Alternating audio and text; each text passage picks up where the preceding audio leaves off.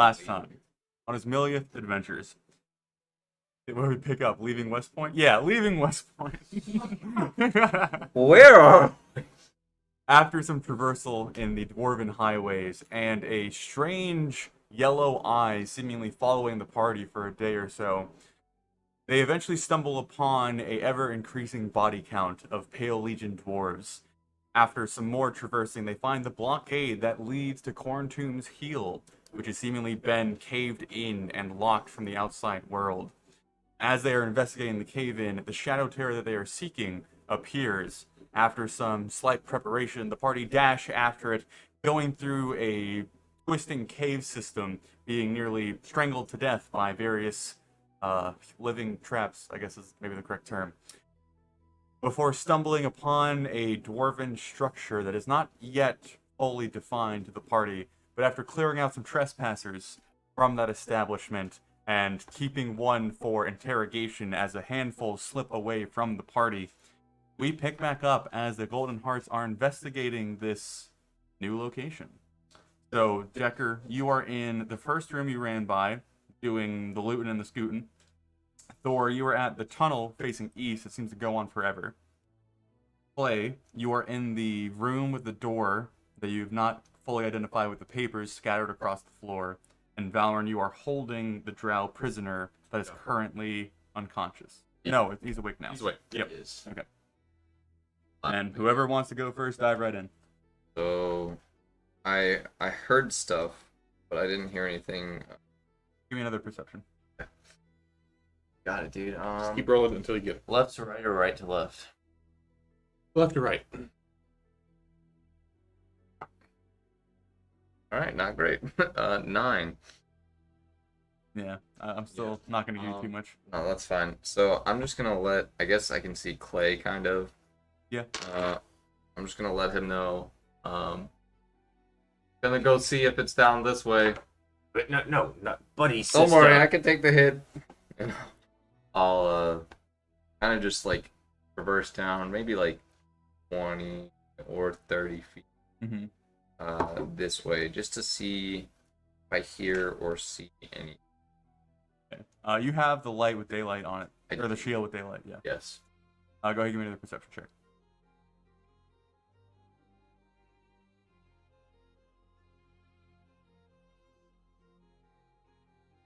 Turn the mic stand. Best I could do. Probably 13.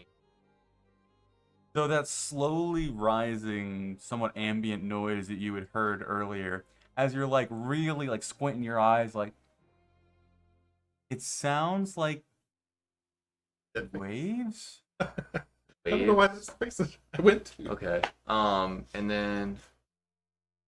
Oh, you're on it. But Do you need the map? Yeah, I was gonna look at the dwarven map. you got your So. map right here. Right in my brown shirt. Door. But you said that Corn Tomb was through those doors, right? Which is south. South. Yeah. So theoretically, there's that body of water to eat. So we're more like right. You're barely off of the icon. Yeah, Like you guys ran like maybe 100 feet. we're like somewhere where someone takes their mission just out of town.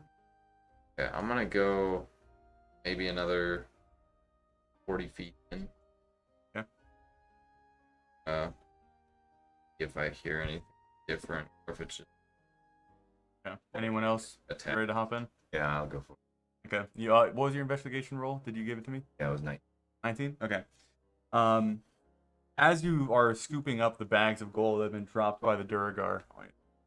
Right. There we go.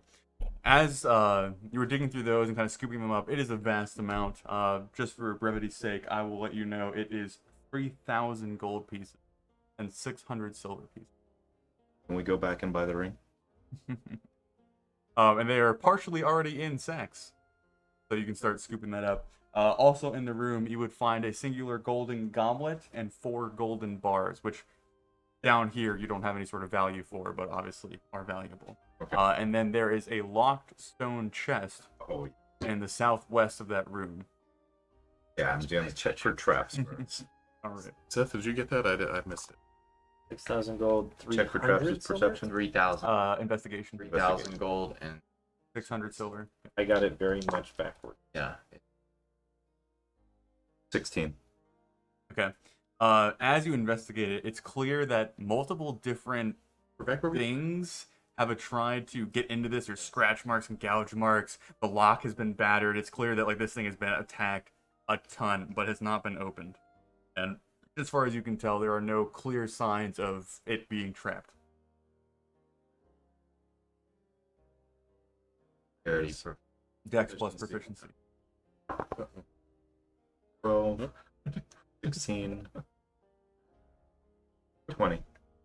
All right. 21. As you as you get down, and the lock is actually like this kind of ornate, angularly designed, very dwarven aesthetic. It's hefty. Like when you pick it up, it's one of those things where you look at it like, oh, that'll be heavy, and you're like, oh, jeez. And so you bring out your little thieves' tools. You're holding it in the palm. You start like messing with the little tumblers, hearing like multiple clicks. And as you are messing with it, you almost have like that the Zach Galifianakis moment where the numbers are flying by as you're like, oh wow, this is a great design, and you kind of get into it, and you're, yeah, ooh, and then it unlocks. From the distance, you would hear a shout of jubilation. Yes! As you open up the stone chest, there are 2 scrolls in there. I read them both. No. out loud. You just hear. Give me an Arcana check. Seth, what was the or Daniel? What was the other? Any stuff? chance I can do it at advantage with my One background? goblet and 4. Oh yes, 4 gold bars. 6 gold bars. and this is rough. 4 gold bars or 6? 4 gold bars and a goblet. Yes. 3 calling birds, 2 French hens. That is a 16. 16. One you can very easily identify as a scroll of fireball. But The other scroll, you know is a magical scroll, but you do not know what it Only casts. one way to find out. All right. Anybody else have a background in Arcana? You would. yeah, I got you. Looks like a menu. Valoran, what are you doing, sir? Start reading. So, I can't think of anything else to ask this guy. They've taken corn heels, Corn Tombs heal. corn. Come on, boys. I know it's late, but we gotta be on this. Let's Do go. we know who's in charge, or do we ask him who's in charge? Where's the Ooh. That's what we really need to be. So, I'm definitely like rattling off anything I can think of to Sierra. It's probably sort of confusing because I'm saying questions to her and then she's saying them to him. And Give me a charisma check with disadvantage real quick.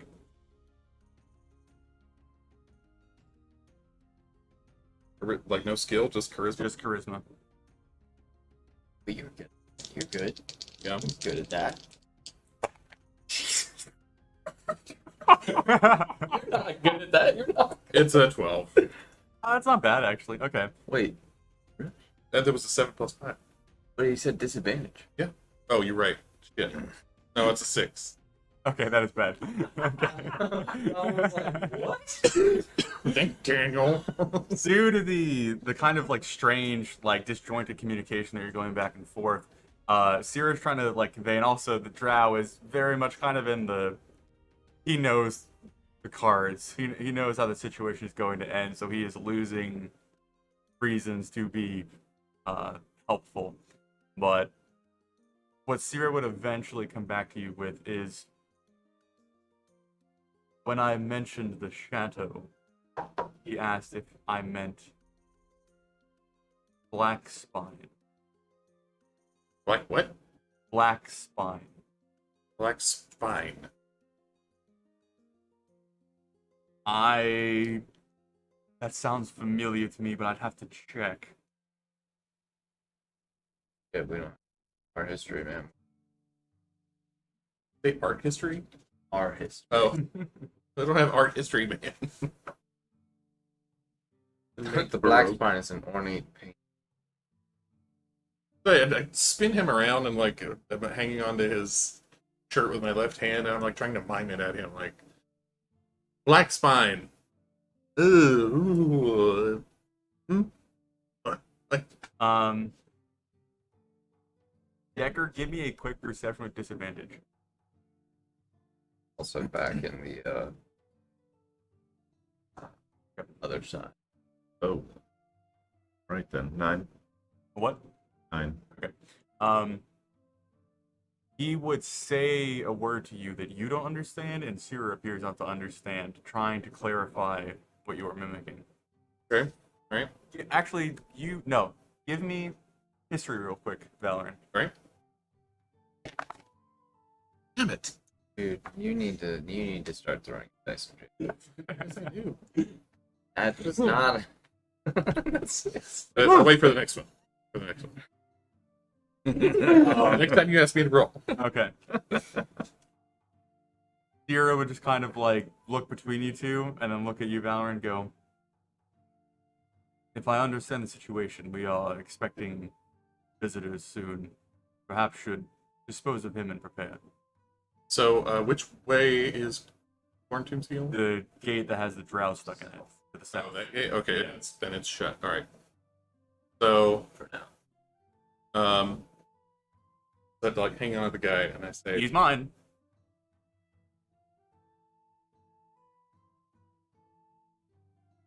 So she would take her battle axe, look at the brickwork, kind of like, and then. but I'd let him go. Does he just stand there like, what's she doing with that? True. Does he like understand what's about to happen? Okay, Sierra's gonna roll intimidation. That is a whopping 12. Drow is gonna roll a wisdom save.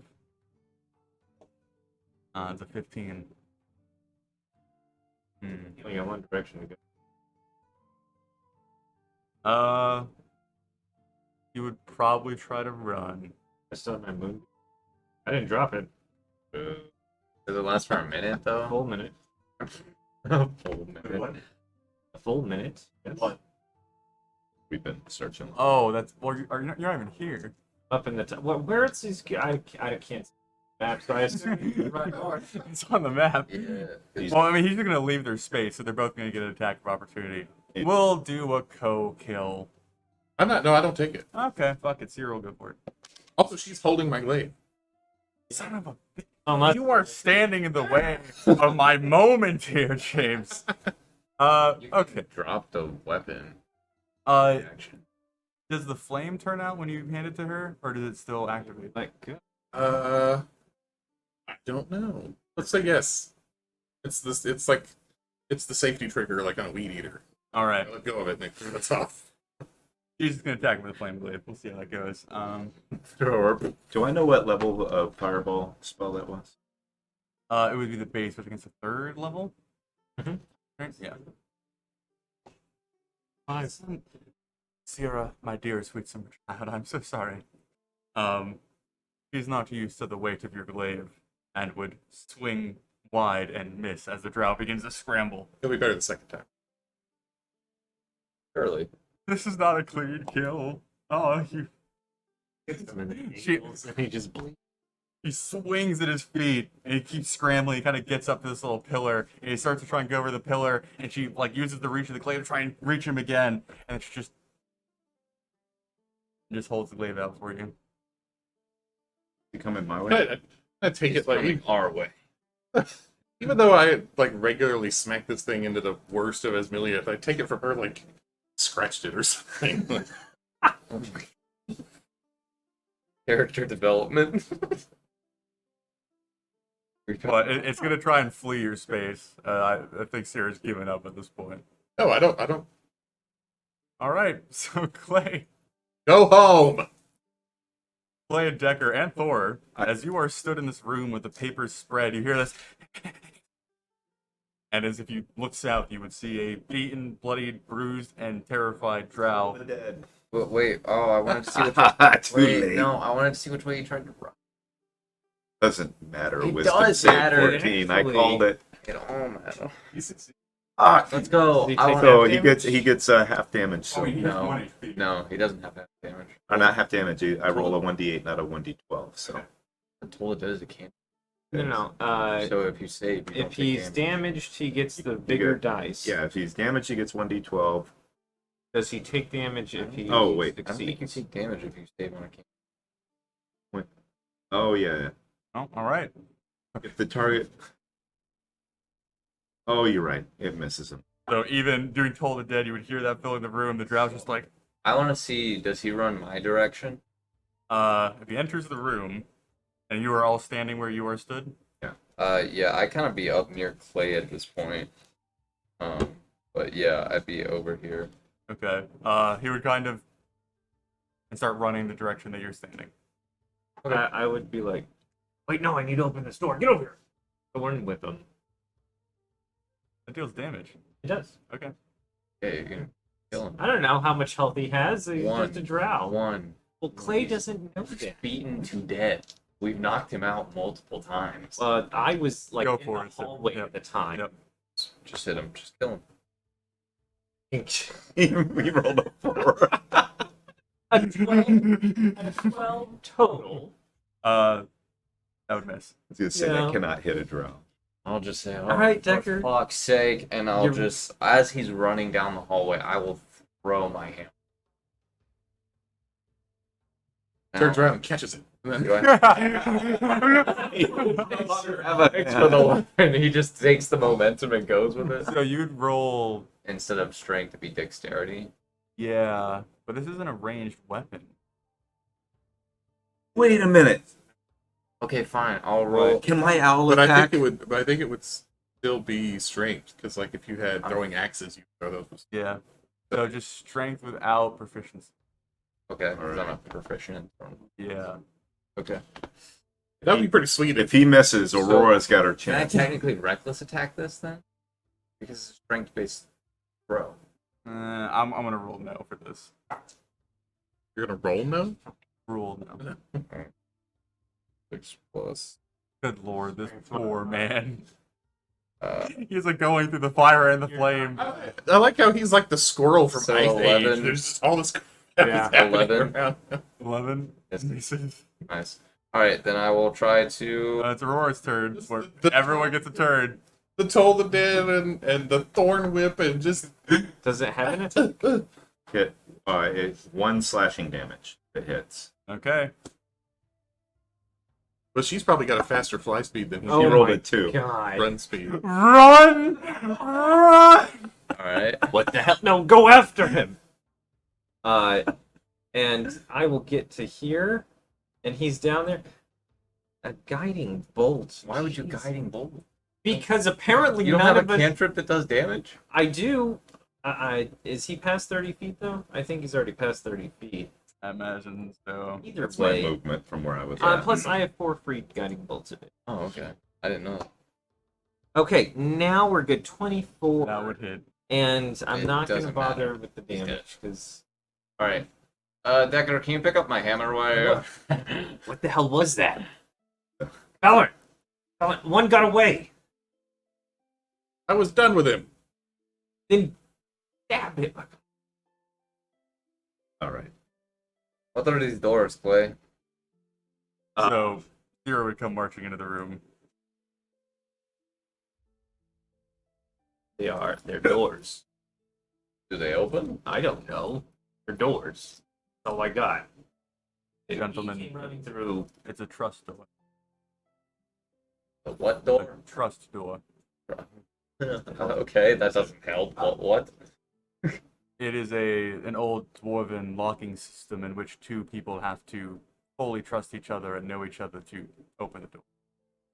It's very common for public areas or party events, things of that nature. I'll just like immediately back to Lauren. All best friend. What are we doing? Come here, I'll show you. While they're doing that, I just want to look at the area that the thing disappeared. Signaling the Give me investigation. Nope, don't forget the papers. Someone look at the papers. 16. Yeah, Clay paper. Oh, Clay and Sierra papers. I already have one. Yeah, but we got a million more. Yeah, well, I kind of knocked him. Clay is lower to the ground. But what were you doing? I'm investigating the area that thing disappeared. Okay. So Sierra would come up, and seeing you two kind of stand, she'd go, well, one of you on the symbol of the tome, and one of you on the symbol of the rings. I will do the rings because you proposed to me. I'll do the tome because I can read. I will mention to you both that if you get the answers wrong, it will shock you. Not permanent or damaging, but it's a little shock. What is the question? It will ask you. You have to grab the axe of the statue. Yeah. Both. So as you grab one axe on one statue and you grab the other, both of your eyes kind of lock with the helmets that are on the top of this armored dwarven individuals that are depicted, and these black eyes kind of extrude from the depth of their like, I guess, the eye slits of their helmets, and then meet you, whichever one that you stood upon meets your gaze, and you feel kind of like obligated to keep eye contact with it. The way that we're going to do this is whoever the question is asked to is the only one who can speak. You cannot refer to your notes, and you cannot play little mimicking games. Fucked. You got a better shot at this than rolling it. Valorant and Thor, which of you want to go first? I'll go first. All right. Thrasius Fireheart, your companion is Valor and Athelvane. Do you know this man well? I do. What is his mother's name?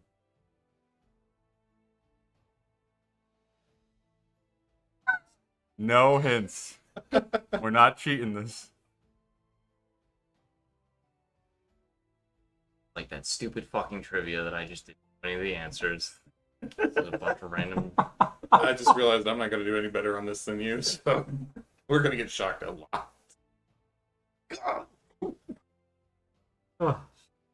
LREs. Take 1 point of lightning damage. Ah!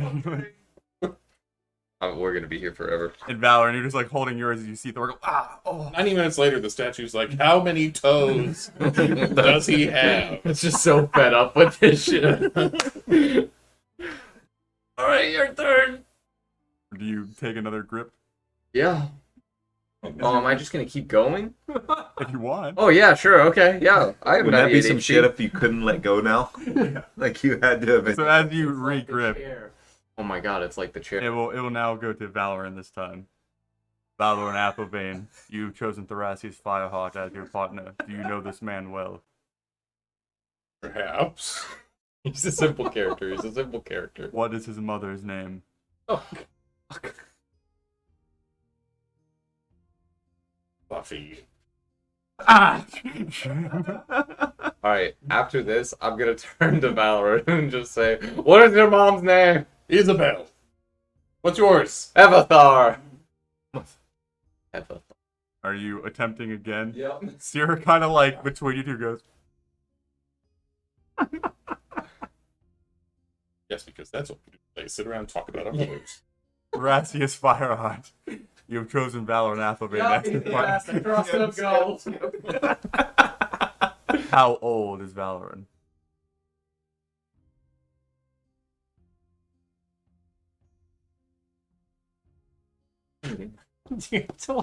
I barely know how old I am.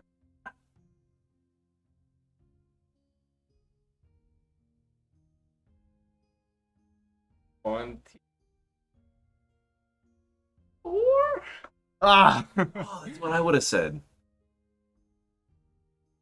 Try I again. was 24 when the game started. What the Oh, fuck son of is a that bitch. shit? Year. Ugh. Big brain. Valor and Athelvane. You I'm 21. Skip. What do we do until one of us gets one or both of us? Oh no! You must both answer correctly. Oh, no. We could try another No, pairing. we're doing this.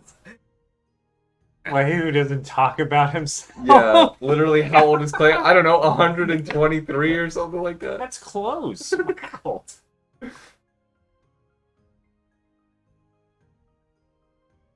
Valor and Athelbane. Gracias Fireheart. Yep. What is the name of the clan that he hails from?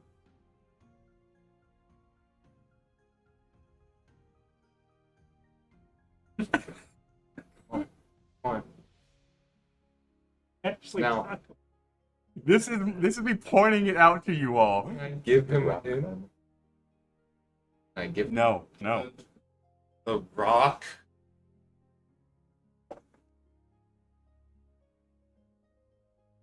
You got it. The Rock Hill. Remember, you're taking 1 point of lightning damage each time. hammer? We have a rock and a hammer. That's all we have. I just started with H. Just fucking do it. We're going. We're gonna keep going. 4. Blah blah blah blah blah. Wait, hold on. Before These damn things know what we don't know. That's the only questions it asks. It's the most rigged thing I've ever seen. What are we holding on for, Clay? now, Okay. go ahead, yeah. What is Valorant's sister's name? I have this in my notes. Do not look at your notes. What? No. you should be able to answer this. No. All I can think about is fucking Danica because that's all we talk about. You know, after you get shocked, you can discuss your backstories. Oh, how old am I? I don't even know.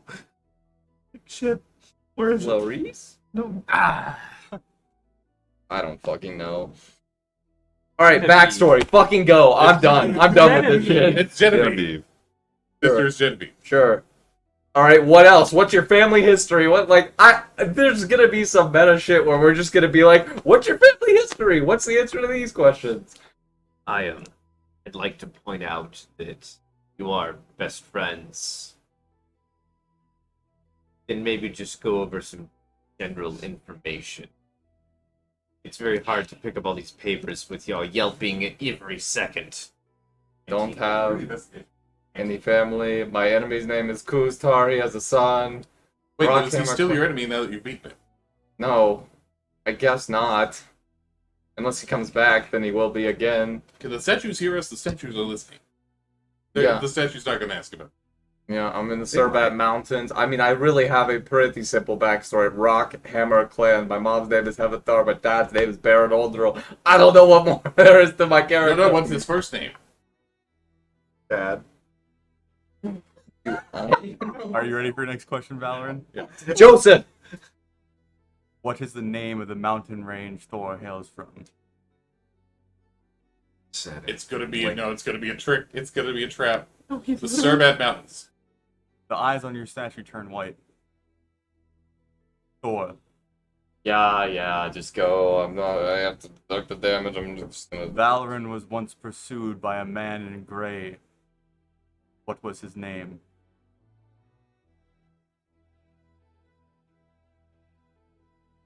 Fucking elf. You know who I'm talking about? I think so. Okay. I know, and I know why it's funny. Yep. I'm gonna smash these clips together. You know what I'm talking about?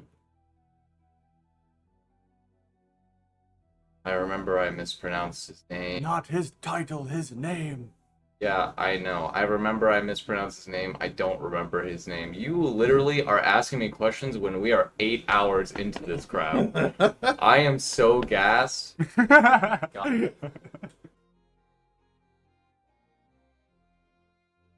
Here. Yeah, wait. What? No, I know what I call- Reset. I know what I called him. I called him Ollie. You want to call a landline? My god. Or Alum. What? Wow. Yeah. The eyes on your statue turn white, and the door, it doesn't open all the way, but it goes, and it opens partially. What? Don't tell me I have to answer another question. Oh, okay. Then you That could have been a lot worse. Actually, Daniel, Yeah, Yeah, Yeah. here, take one, sir. that was like a blackout moment. I could just see like the. I was like, I was remember- waiting. I was waiting for the mountain one to be like, yeah, but the Goliaths don't call it the serpents. We call it the raggy jaggy rock. In the Goliath language, it's something totally different. That was not nearly as painful as I thought it was. But it was still. Speak for yourself, dude. I That thought was- for sure you'd get the Genevieve one. I couldn't remember. Yeah, that one All out. we ever talk about is Danica.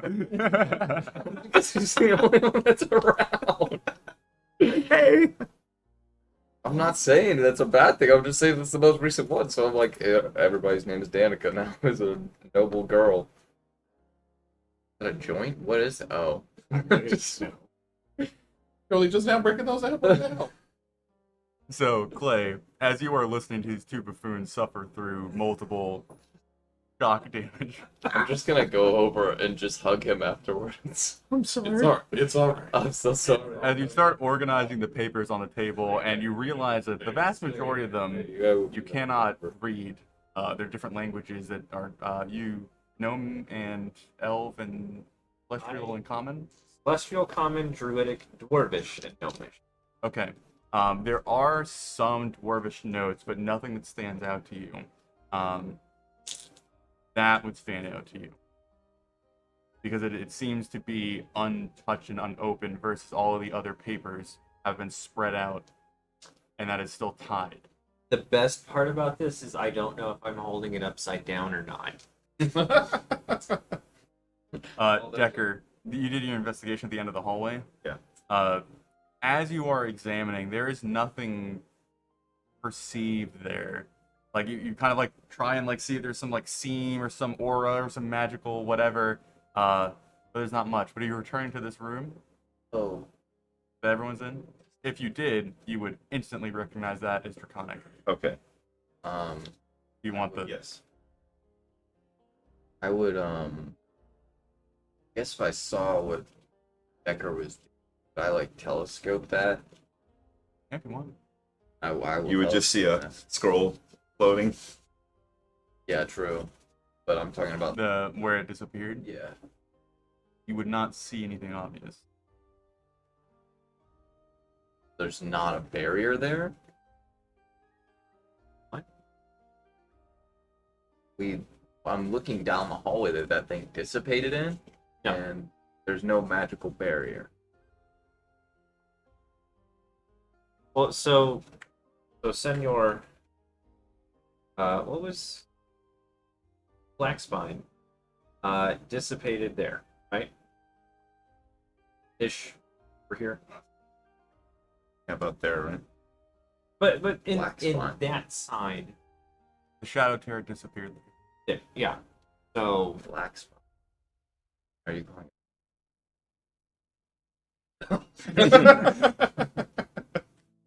this is not in character. I could be wrong, but was there not like a conversation between? It was Sierra and Valor. Yeah, there's a shadow terror.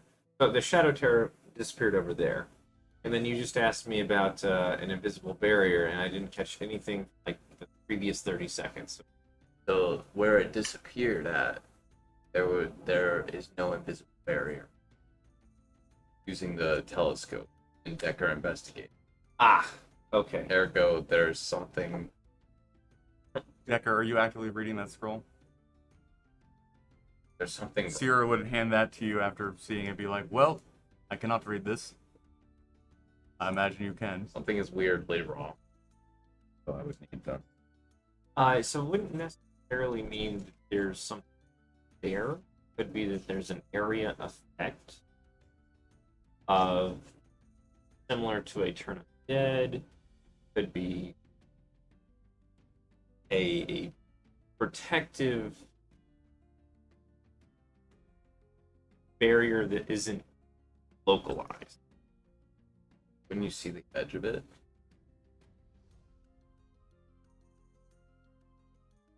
you're in an anti-magic field and you go through something magical. As the party is gathered in this room, Kira's kind of glancing around, and there are a few various like symbols and kind of the design of the dwarven architecture. Some of it's like crumpled and fallen. Like the door that's been bashed across the floor has a few kind of house sigils on it. As she's kind of peering around, oh, You dropped your Pokemon? my bookmark was a note I just handed. Did my investigation. We're gonna get to that. But as she's glancing around, she kind of like almost kind of speaking to herself. She's like, "This is the Ungrom estate. Curious." Who are the Ungr? I opened this. Yes, but there's too many things going on right now, so we gotta start taking turns. Did you want to shut in? Yeah, it's the so, Ungrom estate. gentlemen, I've been able to decipher 2 notes. Might be pertinent. The master, the northern pass has been sealed in the dwarf cavern, barely put up a fight. Not know why we wait for reinforcement. I assume this is the northern pass. I'd look at Syrah. They could be speaking of the northern pass in Corntomb, the dwarf cavern. So this door we just opened is not the northern. No. Alright. So one more time. Master, the northern pass has been sealed in the dwarf cavern. Barely put up a fight. I do not know why we wait for reinforcement. Right. After. And then we must wait for the signal from the yellow eye. If you attack before we pressure the surface, I will personally rip your limbs from your grotesque body. Under King Black Spine. So, our friend is not the Black Spine, Who is our friend? but Shadow Terror. Well, if they are king of some sort, it sounds as The thing, do you see him writing notes to people? I don't know what he does in their time besides killing people.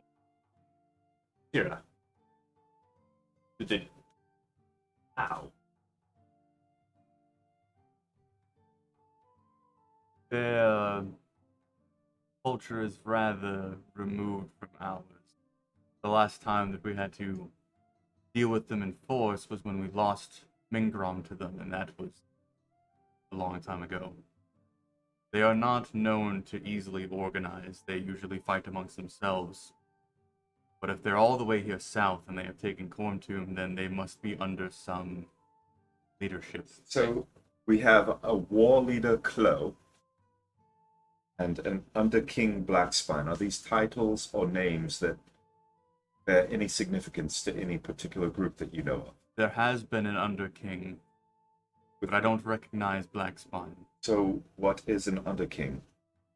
Which It would translate, I assume, like 1-to-1 with Kings of the Surface. They command armies, they rule with territories. the drow. Drow, Duragar, whatever other creatures they have. So probably Rutter, drow, no. Boogeyman. Where's this northern pass?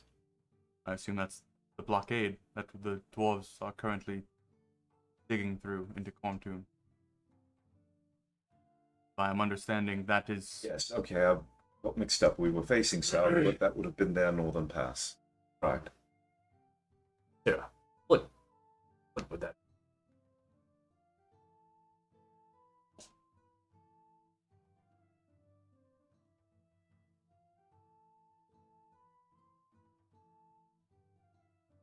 Seen this before.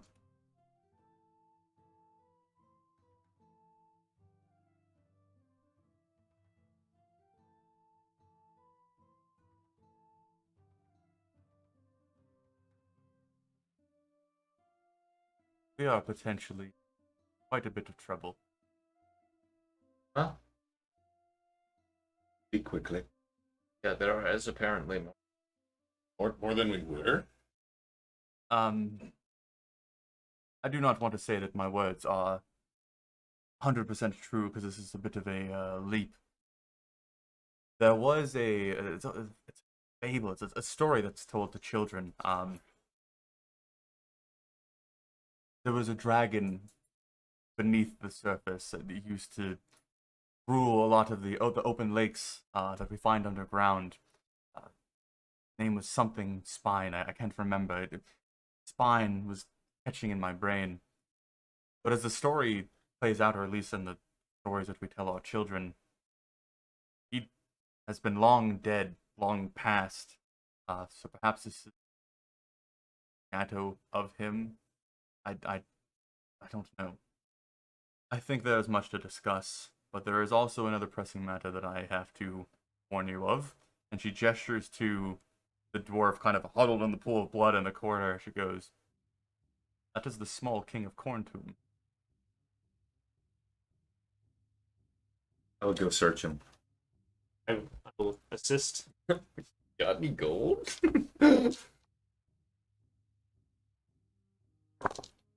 Oh, nat 20.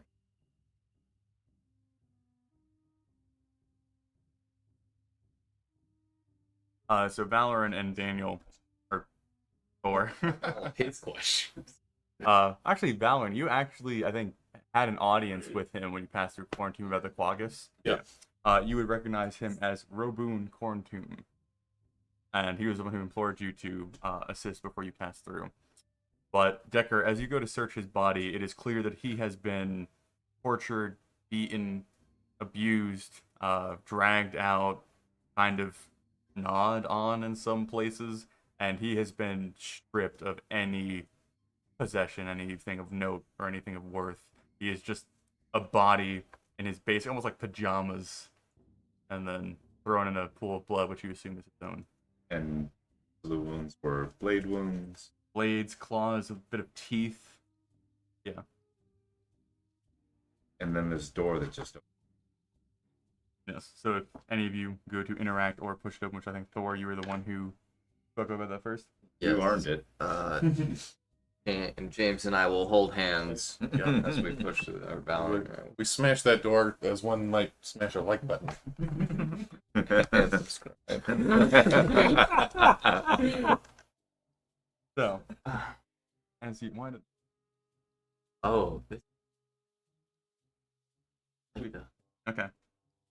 As you push the doors open, you are staring down a long descending staircase, and the first thing you feel is this cold rush of air already in the dwarven highways. It is a rather cool environment being this deep beneath the surface, but opening the door, there's this like, and it like crosses your eyes, almost like dries your eyes out almost immediately, where you kind of blink a few times.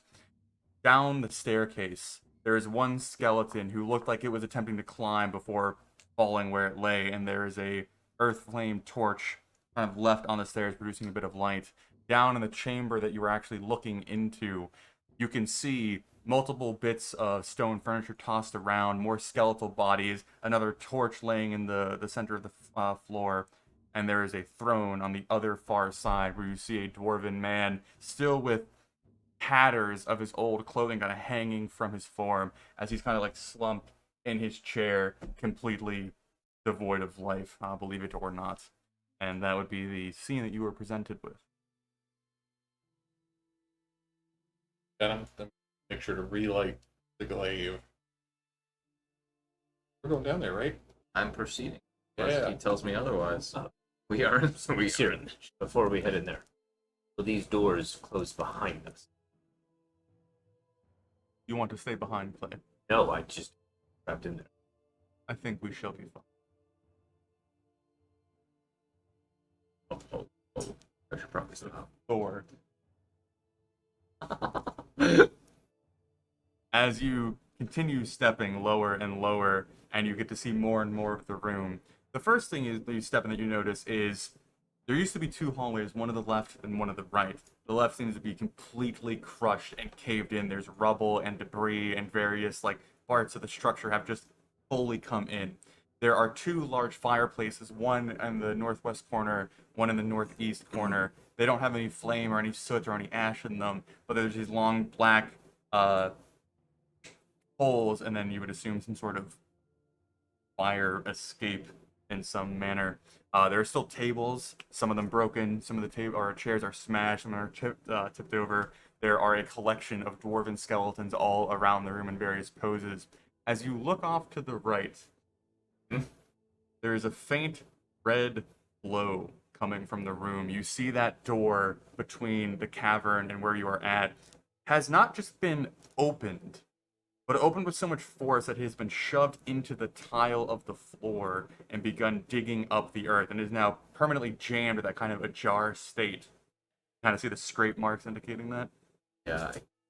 As you peer into the room, the red light that you see is kind of like constantly swirling. It is almost like a million scars have been tied to this like fan blade, just swirling around and around and around.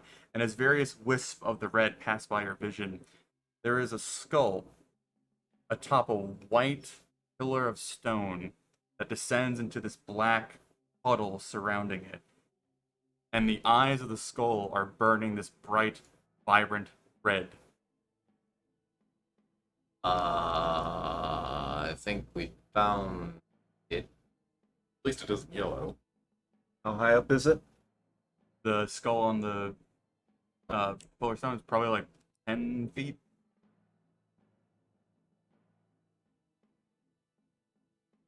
As you kind of move from the room to where the door has been blasted open, as you step to gain more vision, and you are between where the dwarven tile has stopped and where this cave has been busted into, as far as you can tell, you hear this whispering kind of moving from one side to the other in the back of your mind, and you don't fully understand the language as it shifts to different dialects, kind of back and forth and back and forth. Before it eventually does land on Dwarven, language that you do recognize, I do speak that. and it just goes, I'm gonna start reaching out to this. Thor, wait, Wait, Thor. because you said that there's the swirling red lights. I'm not walking into the room. I just Okay. I'm making conversation with. Blasted pieces, Clay. Well, I'm beginning to understand the answer to our questions. Not always to fire off But sometimes it is. Moonbeam! fireball. No, it's Look this at that is thing. It's a red, glowing skull with dead bodies. We were looking for an anchor, and here Left it or right? is. Right. Very well. well, no, Yeah. my question It's 11. clearly. You'd still get no response. Got another double digits. I'm just gonna keep berating it with questions, and I am gonna tell it at some point. Like, quick discussion. There's a bunch of drow in the court, and there's the anchor to the shadow bearer. Perhaps we could ask it to take care of the drow issue, and it's free. You mad? I would rather have it kill all of them than me have It's to go down already killed an untold number of dwarves. there. Then let it kill the drow. Syrah, should we let it free? She is stepping up to Clay where she's already going to put a hand on your shoulder, and Never said free. I said have it do the thing. we And will destroy it today. at least thin the numbers. I, for one, I would. If you rather need that- Drow dead, I will gladly take its place. let us at least see. You don't make bargains with these things. You of all people should know this. yeah, you got it. How do you bargain with a monster? Give it a job and then you Yes. kill it after. Let me know when you want me to roll again. Okay. Sure. Who can persuade? That's really what I need to. I'm so done with rolling. Well, Valorant can. So I will join Thor by the door. yeah, I'll like move out of the way. I think it's for you. So, Valorn, as you step up and you are staring into the red eyes of the skull as the red lights continue to swirl around, you would hear that similar kind of like transitional whispering that actually seems to almost follow the rotation of the room with the whisper. It's almost kind of like coming around like a big, what I'm looking for. Basically, it's like a fan. Like you get the message and it comes around with another message, but you hear, "Leave me be." Clay, you have that other holy water still? Yes, I was saving it for protection Hit me. While they're discussing, I'm gonna cast with the Eyes of water the or Grave. protection. Protection. Oh, Eyes of the Grave If you don't mind. lets me know if there's power of undead the within stars 60 feet. compel you. Yes. Specifically where? The skull. Only there. It's kind of all one entity. Like that whole room. So, having been lowercase b blessed by Clay, It's just. That's your heart blessed. I cannot be possessed, or frightened, or charmed. All right. And I'm not the one concentrating on the But you- spell, so if I take damage, Can be blended though. Well, the flesh is ripped from your body. So is this something Clay cast on you? yes. Yeah. Halloran, what are you? Oh. What are you doing, Valor?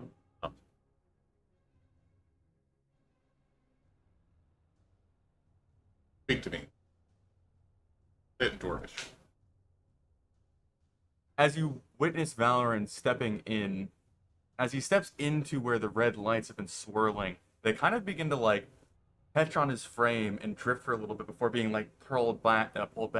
But the closer you get to the liquid, and once you do actually put your foot in the edge of it, the red scarves or tendrils of light begin to kind of come to you and clinging to your form, and they can't find purchase, but they're almost kind of like whirling at your ear and kind of trying to get into your nose. And as you speak, you like feel it try and get into your mouth, but you just kind of like push it away with your breath, and it's just like crawling over you. But you're just continue to step, and the party, as you were looking on, you would see from the ceiling of this cave, which is about 30 or 40 feet, the Shadow Terror, which is still in its beaten and ragged shape, begins to kind of almost follow that same swirling pattern, begin to descend from the ceiling, before it eventually kind of sweeps up between Valorant and the party, so you are seeing its back as it's looking at you.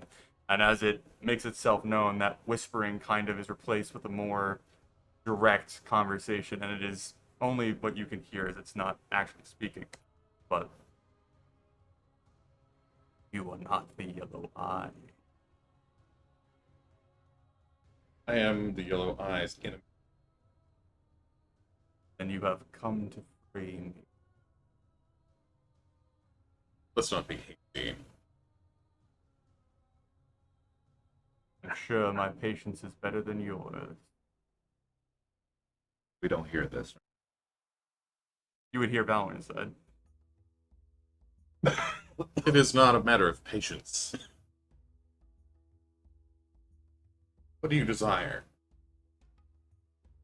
For you to turn around and crush the skull behind you. Insight.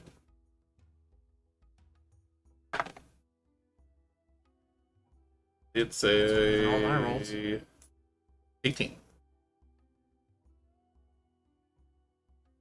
As far as your experience with spectral, shadowy figures and their intentions, pretty genuine. To what end? Freedom. Freedom to Leave. the afterlife? Who were you? I have forgotten. You were human. I was. Ask him if he was the one killing all the patrols. Did you kill the dwarven patrols? I did. I was being persuaded. How? The creature with the yellow eye taught me. He has held me and promised me freedom. It is.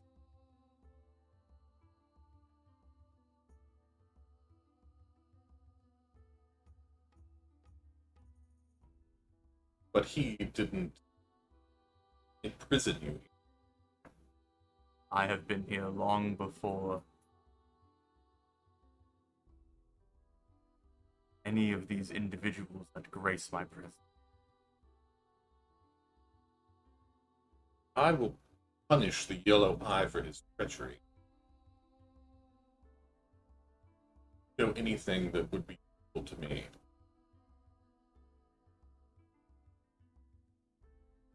Give me persuasion. Advantage. Add a 6 to whatever you roll. Can I give him guidance? That's really good. He does some. You got guidance as well. What, D4? Yeah, alright. And you said 6? So we're up to 25. 34. That's into, like, the DC of the gods. Yep. Into the 30s. You know, some coins. you know, Above Valerie's this. facial expressions have broken into depths we've never seen before. Oh, yeah. James, what question do you want answered? Jeez. Oh my god. It's How much time do we got? 45-minute break? One of these. I'm gonna give you a minute to come up with a question, and you can think tank it. Oh. Alright, boys, 1 minute. How do we find the yellow eye thing? Will he be willing to kill the drow for us and freedom? How do we kill the Yellow Eye? Because we're gonna have to. Yeah. What Does he is know what we is did? what is the thing? Not what. What does the Yellow Eye most want us not to know? Like, What is the yellow eye? Goal. They kill it. this is our chance. This is our chance to get ahead of him. To get ahead of the game. What is everything you know about the yellow eye? Where's Black Spine? Good. We stop toward him. Damn it! There's so many good ones. Well, I mean, as far as what he would be familiar with, it would be in this area, so it would either be, what do you know about the yellow eye? What do you know about Black Spine? Do you know about the drow? No, fuck the drow. Well, we can We're just gonna have to. Yeah, Kill him. Drow. Like, The there's Yellow a Eye is hundred the different- unknown because Yeah. we know we can deal with drow. So, Gotta. Black you Spine's an unknown too. so which one would you want to know about? Yellow eye or Black Spine? I think that this dude is gonna know more about Black Spine than he does Yellow Eye. The Yellow Eye trapped him and imprisoned this thing, which is very powerful. Kill it. I think Yellow Eye is the Black Spine. Up to you. The people or the no? What'd you say? What? Terrell. That's. Oh yeah, right. Everyone in unison was like, "Wait, what the fuck?" Well, we forgot the part where Nobody got the that. people I'm were so- dead anyways. So. You know what? Fuck you. I shouldn't have taken damage for this shit. I know more about this than you do. All right. What is Yellow Eye's plan for the highways? You say man. He is a man. As far as I can gather, he seeks the destruction of the dwarven metropolis.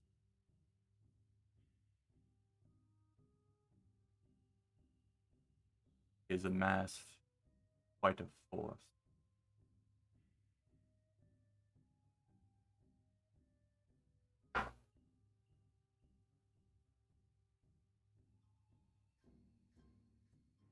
In the Drow City.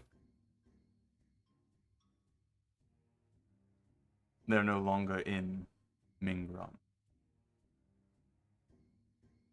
Assuming you have seen.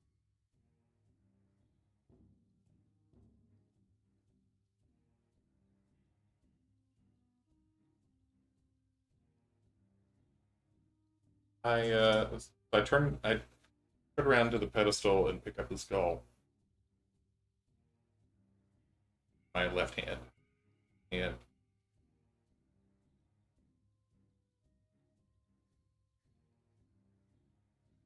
I forgive. Wait.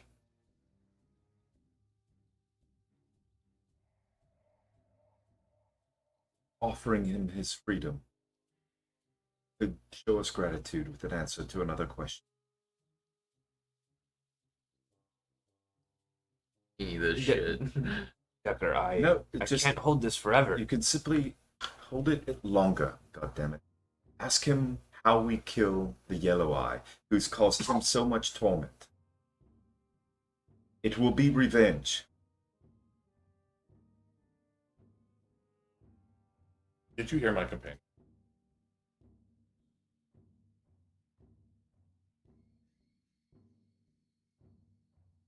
Do you have anything to add?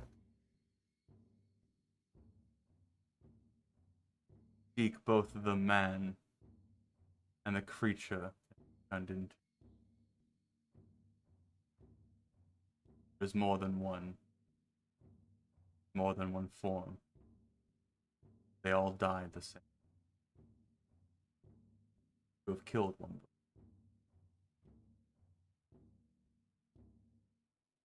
Can I go now? As you begin crunching this ancient skull into your hand, you just feel this like strange, like lifting, pitch shifting laugh that then fades, and all the red energy that's kind of clinging to you begins to pull from your body and head off towards the top of the cavern before completely cleansed. You're the only one. Is the only word all of that conversation. But I repeat it.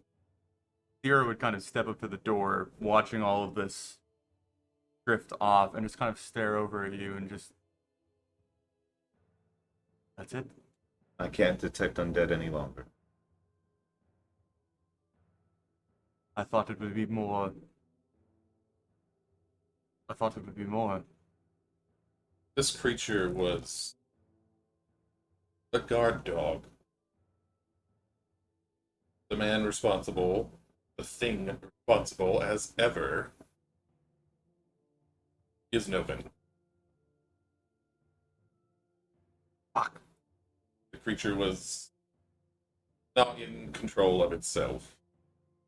Third diversion in ever looming plan that we are always behind on. Now we're at least even. Well, if it is Novin's desire to conquer Bronshard, then I say we put a problem in his way. Dragon. I suspect. But now we're done with this, and I'm sort of like letting skull dust drop from me. That those Pale Legion patrols will only have the mundane problems that they are more used to contend with. And Sira, though you did not crush the skull, you definitely instrumental in us even knowing where to start with this problem. You were the one who told us how to get through this door. Say, the lion's share of the credit for cleansing your highways of this particular threat go to you. I appreciate the sentiment, Deca. It's not sentiment. Do something good with it. You're a dwarf. You'll return to your homeland. Take something you can use with you there. We don't need it. I appreciate the sentiment, Deca, but something that I have been wondering about as we have been down here is my men are currently digging a tunnel to their death. Yep, just thought about that. Then let's go save them. I know that we have already faced impossible odds, and we've seemed to overcome them with ease, more adept than I remember. I'm quite ready to go marching into Quantum. We're more adept than we remember. I'm ready to face whatever lies in there, but I will not let my men be surprised on the other end.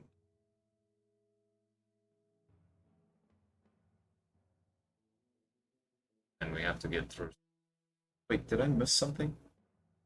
this. There's a As city usual. full of drow. Quarantune's been overrun as being held by Drow and Duragar and other Underdark, like basically an army. So This for this is what I don't get then. The northern pass has been sealed. The dwarf cabin barely put up a fight. I don't know why we wait for reinforcements. Right. It was still sealed when we found it, right? You have basically stumbled upon a military outpost. It is where messages are being received and sent off. Yeah. And so one was being received and one was being sent. And you intercept them before they were. Made to their final destination. You're receiving notes from whoever's in Corntomb, and you're receiving a letter from whoever's not in Corn. So I would assume Master of the Northern Pass has been off.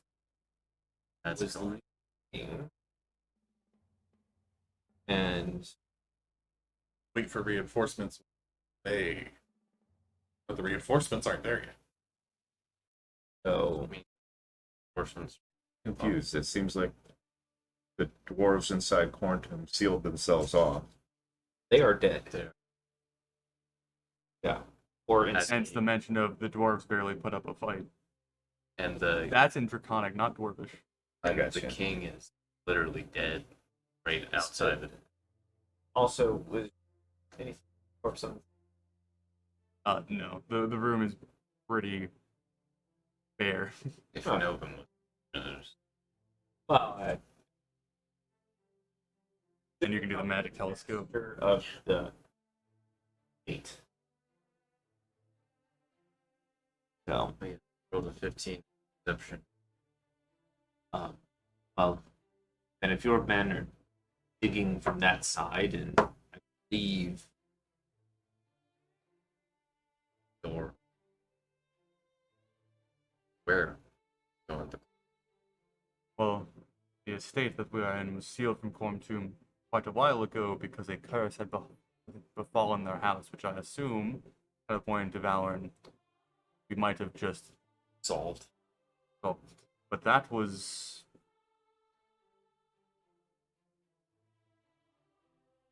reasons. that was 150 years ago.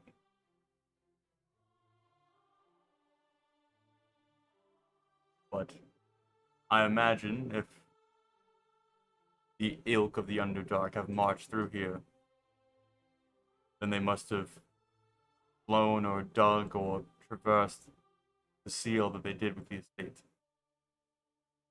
So, at any rate, well, now that one has escaped or more, they know You know, we're here. we're here and where we're coming from. With any luck, they will focus on us, not your men. I would not bet on them missing the fact that the cave-in is being dug through that isn't exactly silent. Perhaps instead of spending hours digging through the cave-in, leave them and go now into. They would certainly be down for a fight. Have to kill those tendril things. Kill whatever those were. I don't They know. are I not pleasant. kept hearing you screaming back there, but that was Not scream. They seemed like a nuisance. right. You were Took joking. care of them pretty easily. Well, they're still alive. Considering the Shadow Terror is no longer a threat, I think I want to go back and speak with my men. But I would want to know your intentions before I do so. Escort you to your men. And just go back. Giving up this position, not the best idea. Yes, I'm not letting you go back alone. Was there a way to disable the door? Opened. Assuming they dug that tunnel that we have found, the door would not last too. Thor and I will help us. Took 2 minutes to run here. Yeah. Just hurry. Real. Plus, I mean, together, You know so much about each other.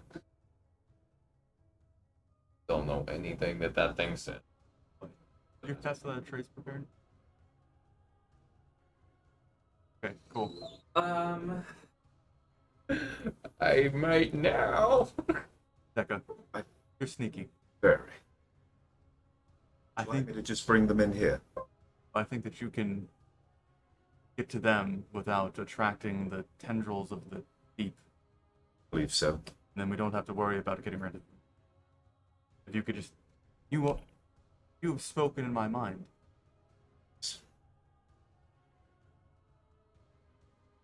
Can you speak to my men? Far away. It's 120 a feet. matter of. Let's see Pass here. around the corner. Direction. It Can we go for is walls? 120 feet, and I can cast it through solid objects. No, But- not even close. 1 foot of stone. Solid object. Mountain. 1 foot.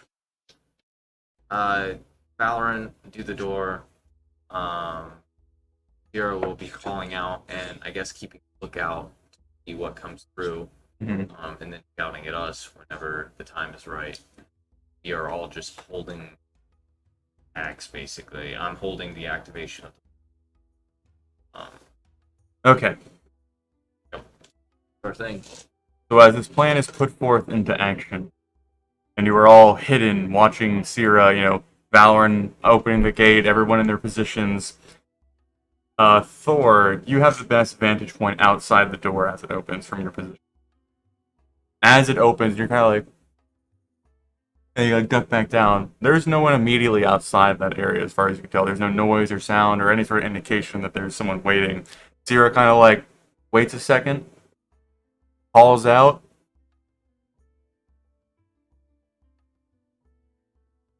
No response. Try again. Looking. I would like to. Decker. Yeah, I'm going to send the bird, and I'm going to cast into the bird actively. What? I'm going to cast into Aurora actively. Okay. Have her fly through. Mm-hmm. See something here. 100 feet, right? 120 feet.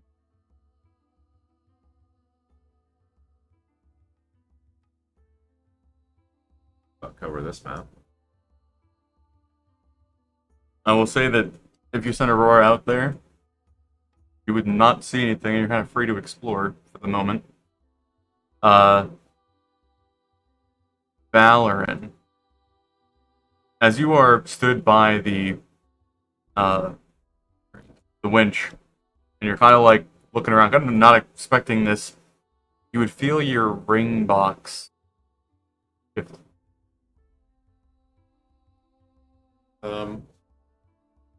I grab my glaive and spin it. I step away from the wall so I'm not smacking the wall with it, and just Thor and Valorant, give me a perception check. I'm not in light, so I guess disadvantage. Dim light. I'm. Has it been an? Since when?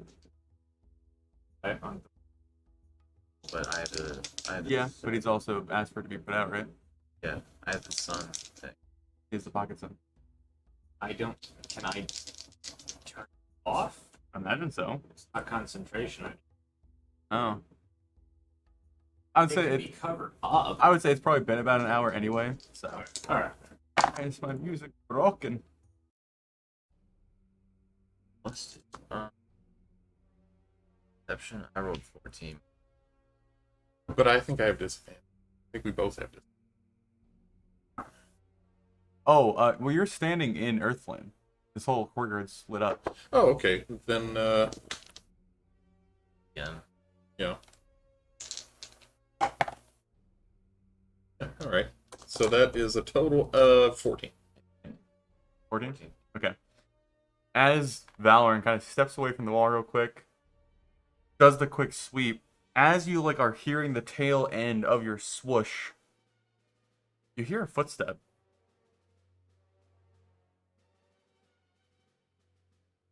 I would immediately activate. Okay. I would Where's the foot? It is somewhere between you and Valorant. Right. Where is he? I am going to cast guiding bolt. Fine. Where is you? Alright. I'm by the Okay, I can't necessarily see Valorant, but I know where he is. by the winch. So I would cast a line over the thing to where he is, like near the wind. Mm-hmm. Guiding bolt straight through the As this is going on, as you're kind of like stepping out from behind the column, and everyone's like, "Oh," Sierra kind of turns to see like why Valorant just randomly, and as she does, she gets bumped. Something bumps by her shoulder, and she kind of like swipes, and then you hear footsteps, rapid footsteps moving away, down the hallway, Like north. past the gate. Yeah, southeast. So like here.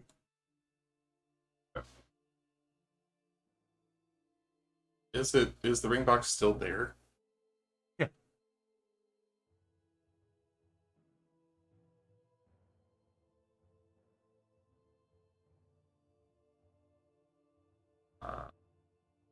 follow it. I'm running after whatever it is. Like I'm just barreling towards whatever. Okay. Well, At this point, I'm just As you begin stepping forward, Sierra would turn and kind of. Sirikar are known to have the ability to go unnoticed.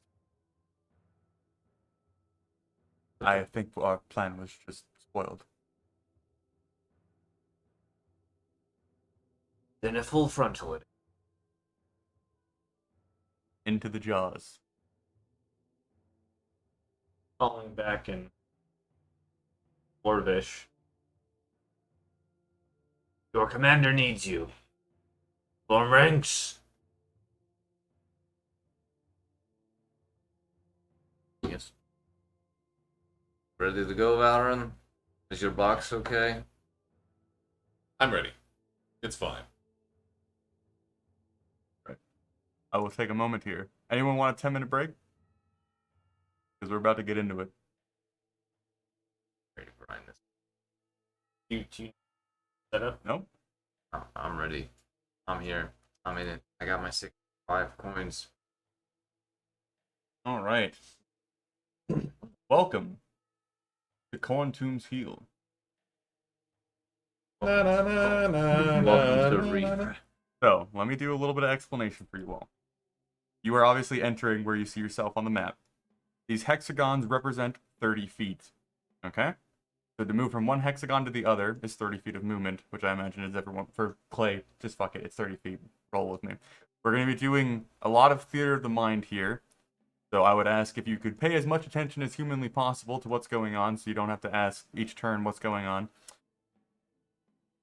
You guys know the layout of the city from being here previously. But you do not know where all the enemies are, obviously. So that is the situation that we are about to go into. And so as far as combat is concerned, with like movement and all that stuff, it's going to be a lot of, if you are moving within your space and you are attacking things within your space, as long as you have the movement, it's fine. As long as it works, or it looks cool and the mechanics check out, it's fine. We're going to be doing more cool shit than mechanical, like, oh, can I move 5 feet and 10 feet and all that? It's going to be a mass combat. So there's going to be a lot of, not hand-waving, but expediency. Okay? And there's 15 dwarves that are all behind you at this point. I just have them on the map so I can move them easily. And that is what we're about to use as a system. Clear. Hexagon is a 30-foot diameter. It basically represents the control or the movement you can do during a movement of combat or a turn in combat. So if you want to move into another zone, it would take your move. So you would take up the majority of it. Got the That would be a Almost the 40-foot whole- diameter. that'd be Wondering the if that's an whole space. entire Okay. hexagon. Is that just Yeah. easier? Okay. My music is broken, and I want to fix it real quick, so give me one moment. Does anyone have any questions or anything before we get into Is this? this the order we're going in? I would go ahead and roll initiative. Thor, as you are flanked by a small army of heavily armored dwarves, and you are surrounded by your companions that you have fought through thick and thin with, you begin going down this old, broken brick road towards a town that you passed through a long time ago. You remember the last time that you did come through here, there were a lot of stares and gawking. A lot of the civilians had never seen a Goliath before, and now their king lays dead in a forgotten state, tortured to death.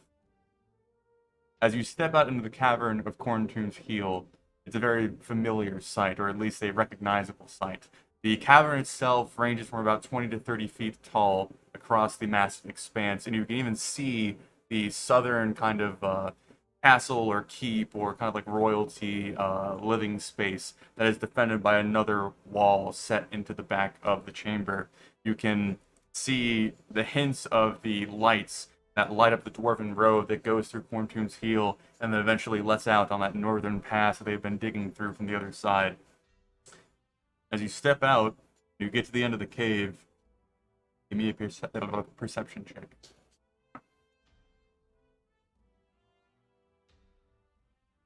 You can hear movement.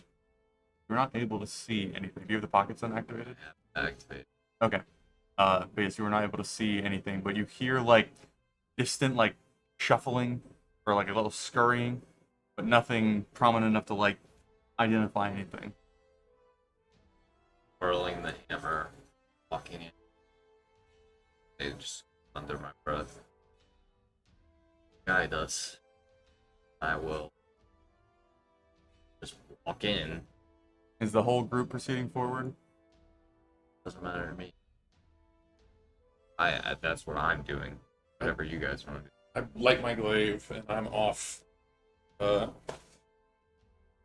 off his side, like Chevron.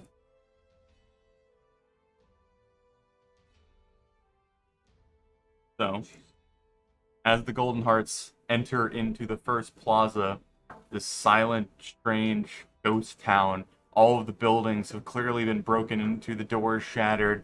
There are various hints or evidence of struggle and conflict. There's a few arrows stuck in the stone walls here and there. It is clear that this town has seen something rather violent. And so the Pocket Sun would bright light hexagon that you're in, all of the hexagons touching it, and then dim light two out. So you can almost include the entire Corntoon's Heel in that light. It's pretty close. Yeah. But yeah, you step out. Everyone go ahead and give me a perception check. And the dwarves are moving down the cave behind you. Do I need to remind you what squares are in the pockets? Here, I'm actually gonna go ahead. Hey, You need to roll it. Got a 13. 15. 23 total. okay, I'll remember, but occasionally remind me. Right, yeah. I don't know what it does to them necessarily. It gives them disadvantage on attack throws, Attack rolls. perception with including sight. Actually, Where's Aurora at? Just so I know. she's functioning with you. You can I can put her on the map for you in a second. I'll just tell you because it's gonna be Yeah. yeah. Just so I can remind you. I won't know what it applies to. I know. They have disadvantage on attack rolls as well as perception checks relying on sight. So attack rolls and sight. Gotcha. Yep. Just keep your attack rolls. All right.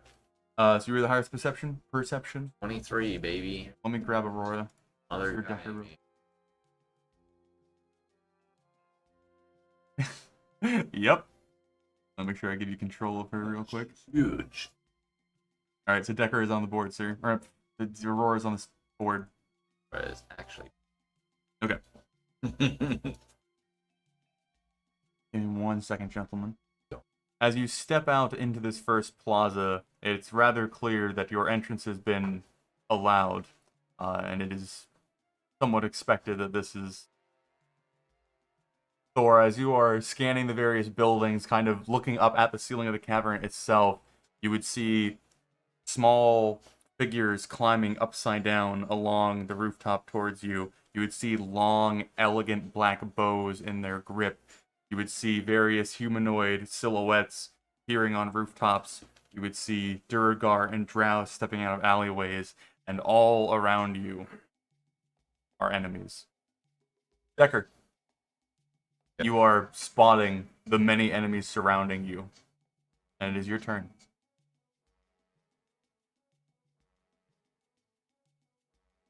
I would. We should have activated the pocket sign. It is activated. Oh, it is. Okay.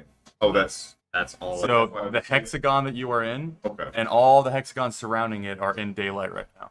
They all have disadvantage on attack rolls. Okay. We're holding it in your hand. Oh, so One hand Warhammer, one hand, all and so have you are shield. giving it the dodge action. Oh, you have a shield. So these structures are there? Is there cover behind them, or Yes. So the best way to go about this is with theater of the mind. Tell me what you want to do, and I will facilitate it the best of my ability. so? I want to run around here Have it, like this period. to attack this Duragar. I will say that where they are on the board is not accurate. It's just they're in that zone of influence. Oh, I see. It's just wherever. If you want to go to that square, you can attack something in it. Am I okay? So I can't attack across the line and get back to this one. You have the movement for it. It's 30 feet to change zones. So 30 feet attack, 30 feet back. But if you have a bonus action dash, you could do it. Yeah. But no attack. No, bonus action dash. You would run in, plus your attack, movement. And since you have the thing that makes no opportunity attack, you can. That's my plan. I'm gonna come in, hit this guy, and then I'm coming back to take cover. All right, indulge me, Decker. As you are in the ghost town of Corntomb's Heel, and you see the first Durgar step out of the alleyway towards you, kind of eyeing the group. How do you take him out, or how do you attack him? So, is all of this visible? Yes. We're going off of there is light, there's also earth flame throughout the city, and Valor and Thor know the layout, so they would, yeah. Uh-huh. Having all build hand. Because if it does, I can just play. So the ruling that I gave you guys earlier is if someone is holding it, I will give everything disadvantage attacking it. But if it's just like on the ground or attached to your person, they're just going to attack it straight. So I'd rather give it Okay. Because I'm a warcaster. I don't need for free Yep. to do. So you hold Works for me. now have it that in mind. Worked out my... So, Decker, yes. I would. So Decker would just look at the overwhelming odds and just think, this is probably it. And just kind of yank open my shirt to where the marking of Rumitz is visible, and just as I start running, I'm going to start running faster and faster to get around the corner to just hit the first one. And I'll be reciting just the simple prayer to Rumitz that I've been taught, with the intention that, if nothing else, I'm going to take this one out and send him there with me. And I go, you go. If I go, you go. If I go, you go with me. and kind of that whole wrong movie, wrong, but kind of witness me type of thing. Okay. So, give me the full description of how you kill this Durgar before you return to your companions.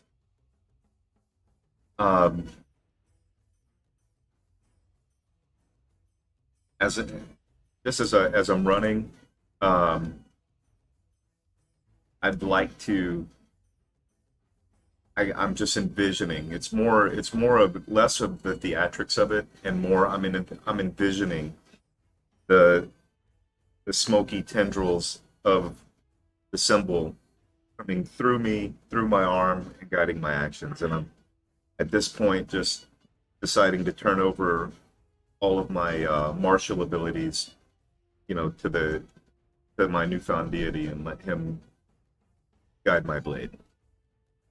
So, Golden Hearts, as you see Decker take the initiative and dart away from you, the kind of rainbow reflective cape that he wears trailing behind him, you see these almost like an aerodynamic display, like a bit of smoke kind of flowing over his ponytail that is now whipping behind him, and he darts around the buildings, kind of shooting out from the alleyway that the Durgar appeared from, and you see the point of his rapier stick out the Durgar's neck before it like realizes that it's been attacked, and as he retrieves the blade, the Durgar kind of falling down, grasping its throat, falling down, and eventually bleeding out and dying. Decker just kind of like steps over his body, does a little double check, and then darts back to the group, returning, kind of sliding back into place, a little bit of like gravel and debris kind of scraping across the floor before he flips his blade, removing the blood from it and getting ready for more.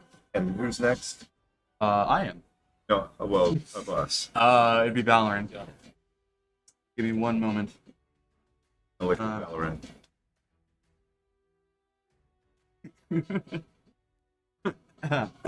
Excuse me. I chuckle lowly from the back. Oh my god, you're just gonna moonbeam my No. Oh, shot. You're gonna moonbeam a hole. Oh, Which he's gonna- hexagon? he's Which gonna which sleep hexagon storm. is going to Go disappear? sleet storm a hexagon. Okay. This is gonna take a moment. What's your AC? Heavens. 19? yeah. Okay. I've activated my pendant for the last time. Okay. Haven't raged yet. Okay. You have not raged yet? I don't know if I'm allowed to pre-rage. Guess Oh, yeah, not yet. Okay. That's a hit. That's a critical hit. That's a hit. Wow, that Is that sucks. disadvantage? Uh, So I have disadvantage on attack rolls. that's a miss. That's still a critical hit, A confirmed crit. Wow. and that's a hit. Wow. Okay. That's probably the best rolls I've done in a while. Alright, let's So I'm gonna do critical hit first, and then the second hit. Give me one moment. Do it again. That's what we said, and then we had 3 all stones. Well, what are the odds, right? That is Go ahead and roll that. 18 points of damage from the first attack. Okay, was that the critical? Yeah. Oh, okay. So 11 plus 3 minus 14. Okay. And then the second attack does 10 points of damage. So Thor, as you are watching Decker return and everyone's kind of glancing around, we'll go with Clay with the highest perception. Despite the slowly increasing looming mass around you, out of the corner of your ear, out of the edge of your hearing, you hear like the kind of the drawing back of a bow, and then this twang as one of the half spider, half drow concoctions on the ceiling lets loose an arrow, but having to shoot towards this bright beaming ball of sunlight. The first arrow whizzes by Thor's ear before he turns to look up, and it strikes you right in your collarbone. You do it, and then you like start using your stone's endurance to even like push the arrow out without even touching it. Just your skin alone. It's almost kind of like. And then as you're doing that, oh! And you would witness your friend take 2 very decisive arrow blows. Valor, what's your AC? 18. Miss. Yep. Thank you. Oh my. Please be another critical. No fucking. Ah, miss. Fuck. That's a hit. That's a hit. Okay, so 1 hit. You take. I get to do stuff. That's 19 points of damage, dude. That is from 1 arrow. That was max damage. But Valorant, as you watch Thor get struck, and you're now realizing the severity of your situation, the dwarves having not entered the combat yet, as you were kind of sitting in literally the mouth of the enemy, basically.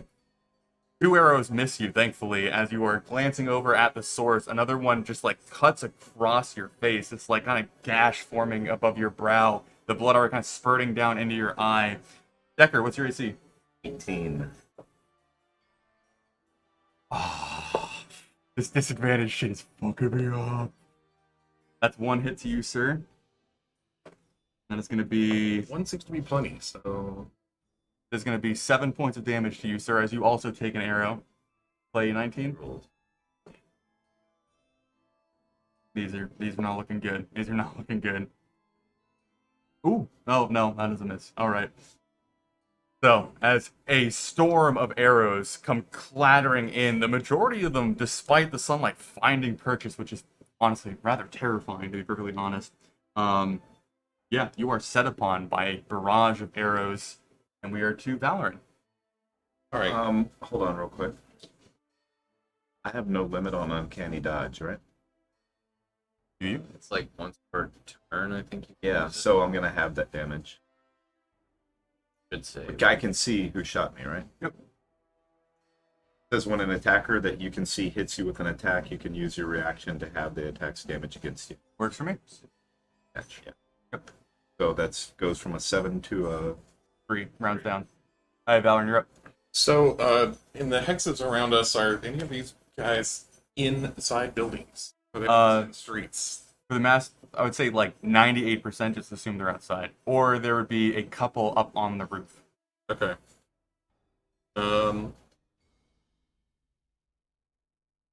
Except the riders are on the ceiling. Okay. And how high is the ceiling? 23 feet. 30 feet. Fuck you, Clay. What are you about to pull? Okay, so... Or you are after Sierra. Alright, I'm moving Oh, to... sure. I can't control my token. Oh. You sure about that? You are sure about that. Go have a blast, I James. thought that was intentional. Oh, I also. Okay. Well, thank you all for telling me. I thought that was intentional. No, I'm an idiot. I hadn't moved mine. I'm a professional. Alright, Decker could. What's that? Yeah. I guess that's why we didn't question. Oh no, Decker couldn't. I moved him. Okay, you should be good. so I've got some leeway here, is that what I'm understanding? Yes, also if you hold Alt while moving your token, it won't snap to the hexagon in the center. Ah, okay. So, I just move into this street. Mhm. Just walking. Just walk into the street. And I say, an army treads in my steps. And I cast your trap. And so what you see, whoever can see me, my left hand, sort of just making this up-pulling motion. And in a 10-foot radius around me, you see coming up from the ground these sort of golden rays, like sun through clouds, except upside down. And these forms fade in to sight and then away and then back and then gone, just all around me. There is mostly dwarves. You might recognize the Small King among them. You also, for the keen-eyed among you, see Adam Talmian. And there are two figures that fade in and out that are taller than all the dwarven figures. One being a much more idealized looking Devance, and the other being Valorant's father. So within these 10 feet, I do an additional 1d8 radiant damage. And any enemies that I choose in that 10 feet lose 10 feet off their speed until my next turn. So, the first one that I walk up to is, I don't know, the first one I come to. You can pick whichever one. And let's see here. Are any of them like bigger than other ones, or are they all just? The Duragar? Yeah. No, they're all normal size. Sorry. I just want to make sure. I will make them bigger when they are bigger. I just can tell it's so. Alright, so that's going to be a 14 To hit? to hit. A miss. How about a 15? Hit. Alright, there we go. Get back. Which one are you attacking? He can pick. The first one I come to. He takes 8, 18, He's dead. 22 damage. He's gone. Yep. All right. Then the next one. Mm-hmm.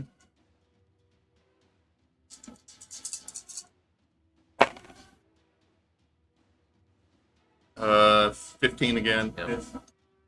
That's 8, 12, 14, 21. Got another one?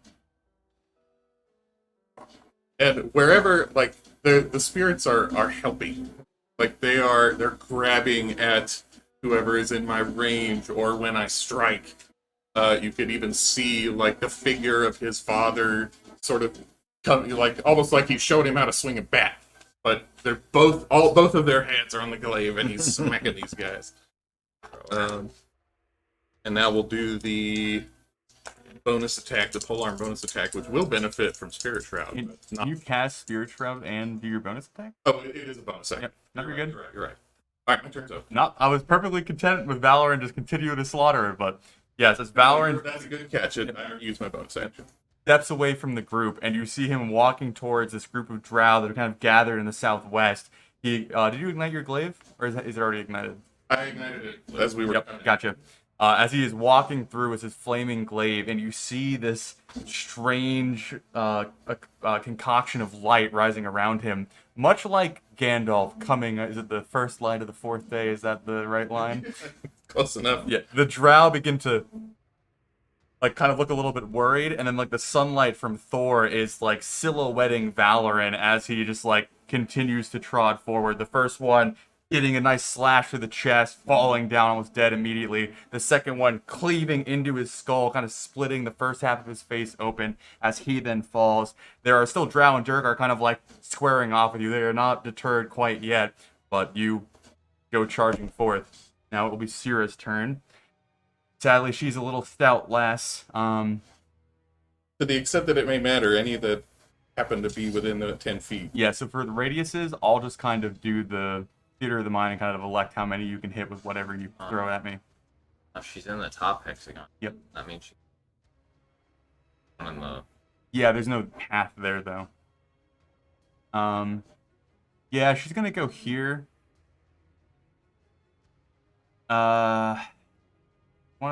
She's gonna dash into the square with Valoran.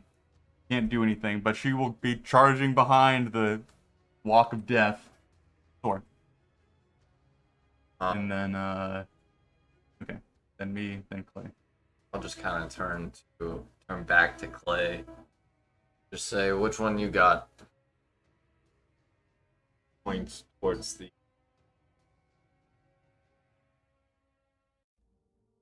I don't know directions at this point.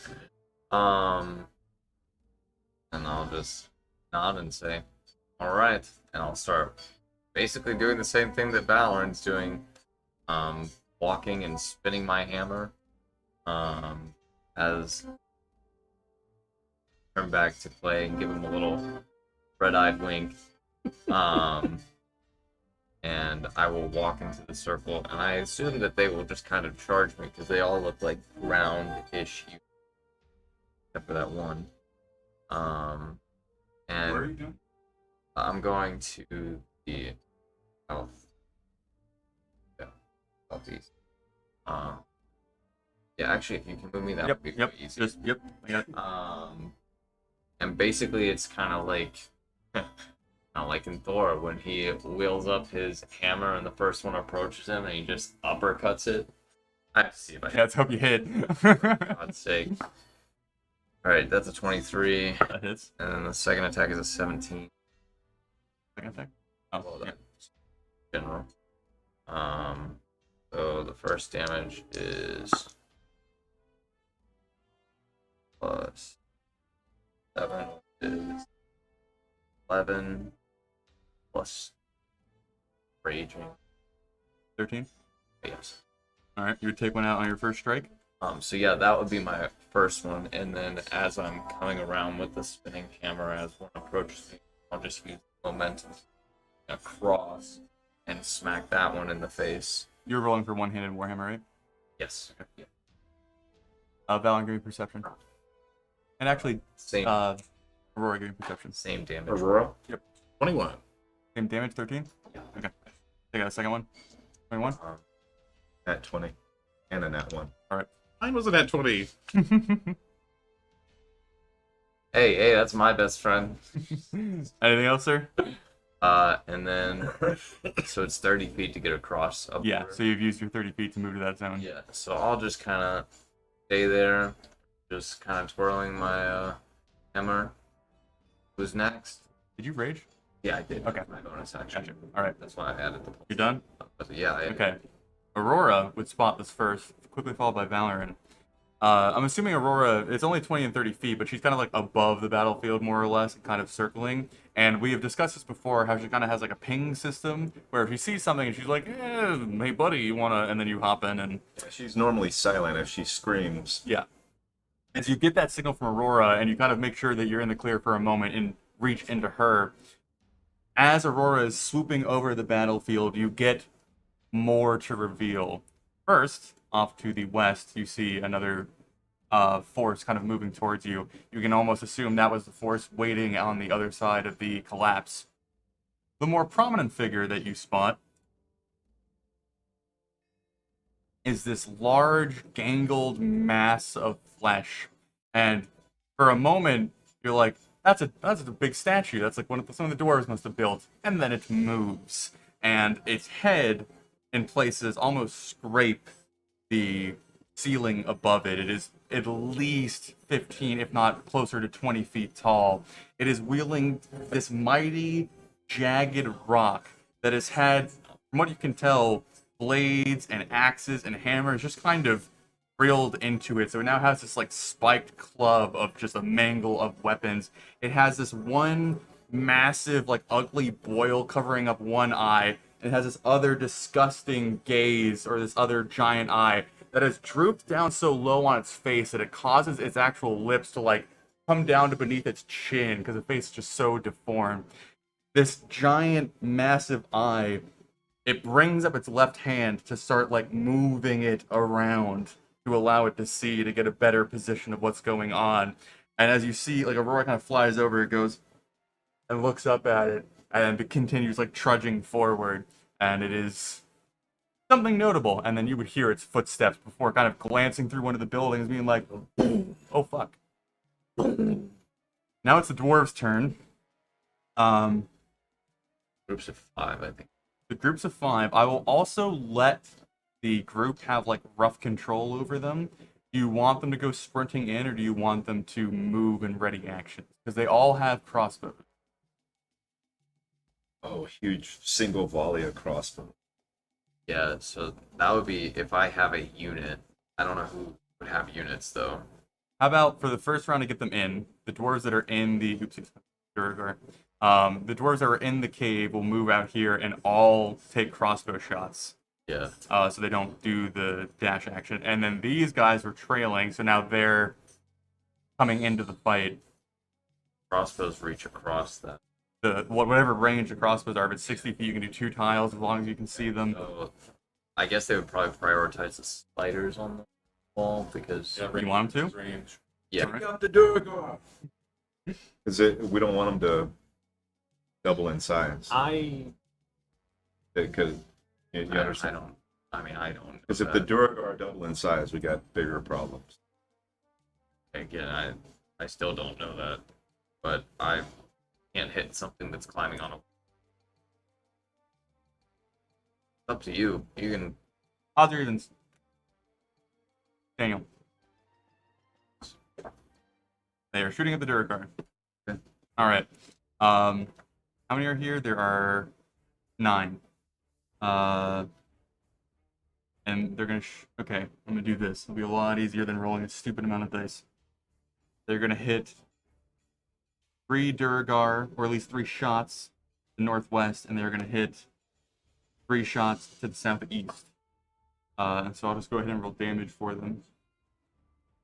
Down to 9.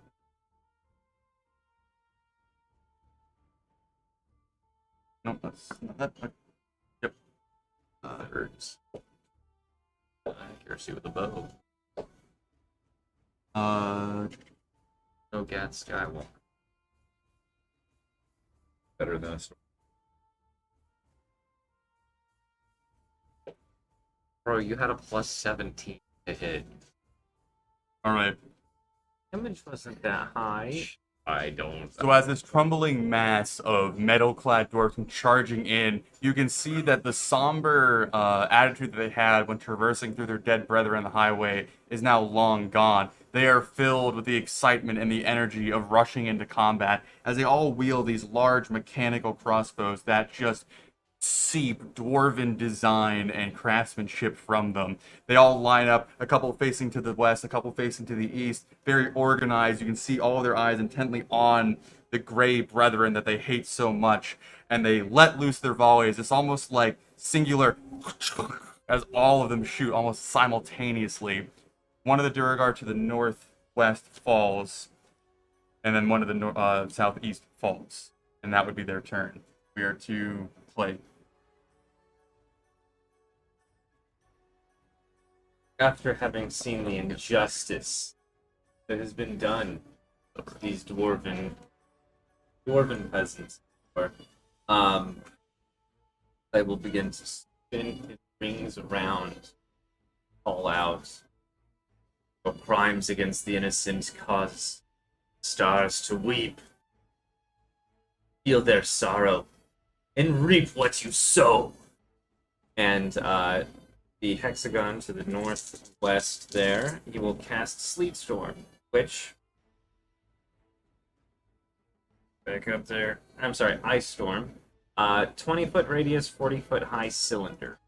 So because that thing, I imagine it like coming out of the stone itself, as all these giant balls of ice. Yeah, like Everything in there needs to make a dex saving throw of 16. And so everything in there, dex save 16, it takes full damage, or on a save, half damage. 14 bludgeoning and 14 cold, so total 28 full damage, or 14 half damage. Is there any other effects?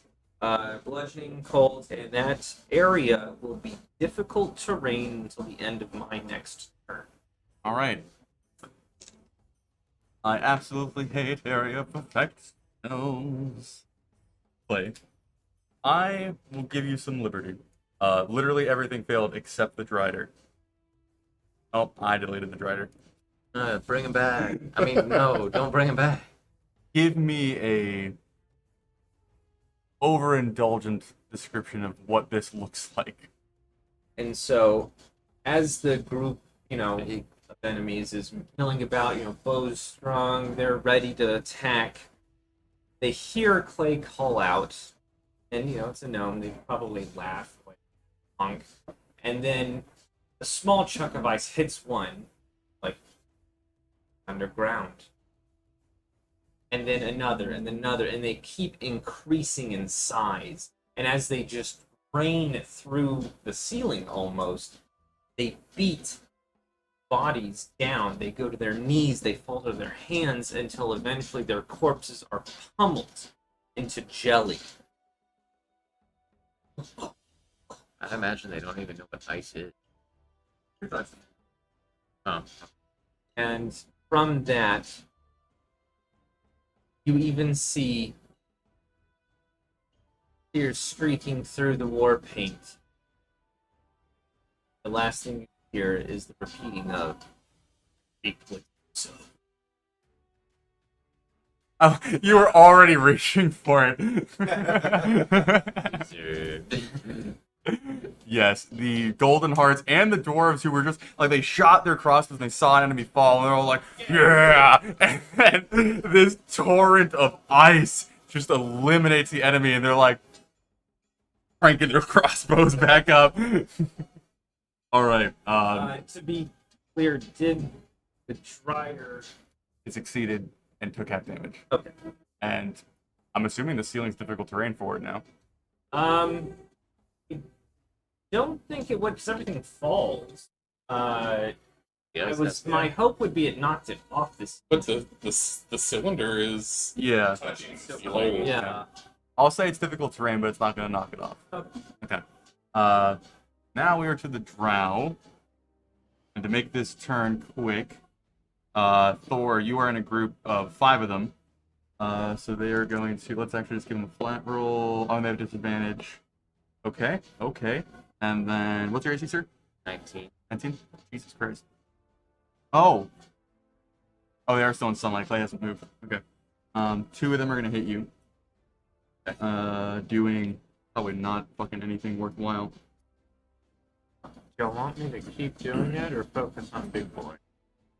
The definition of insanity is attacking a fucking totem warrior barbarian. Once these guys get in here, they can just That's going to be a total of 12, crash into these half guys. 6.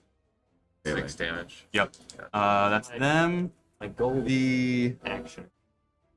4 drow to the south up to you. are going to crossbow bolt probably the dwarves after being shot by them. What's the dwarves AC? 15. This is still a disadvantage. AC. Which? Huh? Counter. The dwarves have good AC. They're wearing like full armor basically. I wasn't expecting that. They took 1 attack, which is probably not gonna. Okay, one of the dwarves gets injured. Keep track of that real quick. Okay, and then there are 3 drow in your square. Do I give them trip my polearm mastery? Yeah, or my sentinel. But like, Yeah, you get free attack on one of them. okay. Because it's if they attack you, do you get the sentinel? No, it's just like if they move out of my space. No, they all swarmed you. You have 5 drow swarming you right now. Attacking you. No, I mean, no, I'm just trying to. Yeah, 3 of them are gonna approach you. I'll say 1 procs or polearm, why not? Oh, that's too bad. I only got a 12. And it's a miss. All 3, what's your AC? 18. That's a disadvantage. Okay. Just like 30 Yep. versus 1 is going to hit you doing a whopping 5 points of damage to you, Valorant. Okay. Clearing out.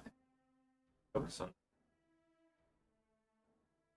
there. And now the drow. Nope, drow's done. There. You mentioned it Sorry, what was that number again? I'm sorry. 5. And then you also are going to get shot at by 3 drow to your northwest. I don't know. And they don't have disadvantage. They're outside the bright light. Okay. Alright. And One of your 1d6s. Who? I'm not using them. Not right now. Actually, I don't Who's think outside I'll the ever use bright them. light? the drow all the way to the west. Okay. Yep. Do them firing into the melee of their buddies matter? Because this is going to be such a messy fight, I'm going to go with no. Okay. Yeah. That is going to be 11 points of damage to you, sir. As you take 2 crossbow bolts. And I think that is all the drow on the map. Yep. Uragar. All of them are going to grow. Immediately. Are there any less? There's a few. Oh, it was yeah. 4. Yeah. So to help make me remind myself that this has occurred. Yeah.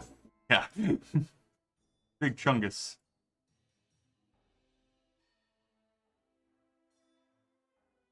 Am I allowed to ask what that actually does? They double in size. So they're basically like a human size now. Well, I compared to like a large spell. It is the enlarged spell. Yeah. Oh. The pet cornstone. They cast it as a natural on themselves. It lasts for 1 minute, so So we run They're- around they're for a big. minute. yeah, For the they're, whole fight. they're Well, big for the fight. They're big now. If they last a minute. Okay. So this guy's gonna storm in, and that's covering up. Like, so he's gonna go there. This one's gonna attack Valoran. This one's gonna, yeah, we'll move into this space and move into this space, and we'll do 2 attacking Sierra, 1 attacking you, because you're already kind of getting ganged up on, and then 1's going to attack Clay. Actually, he's gonna attack the injured dwarf because we're gonna kill somebody today. I get Do my the- sentinel off of that. They are attacking somebody that's like. You are not in this space. You're in that other hexagon. Oh. That's just like yeah, that'll be a thing to get used to. Okay, so we're gonna deal with the one attacking you first. What was your AC? Are they at disadvantage because of the light? Because of the light. Yes, they would be. 18. Okay. Where are your attacks, sir? Okay. That is a miss. They're gonna go ahead and attack Sierra, which is a hit. Thank you. Or do they have advantage, or they just?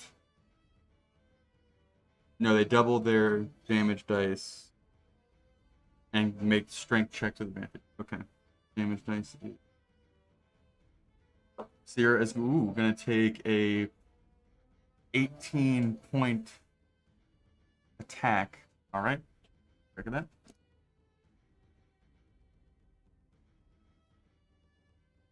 Oh, she got attacked by 2 of them. That is another hit.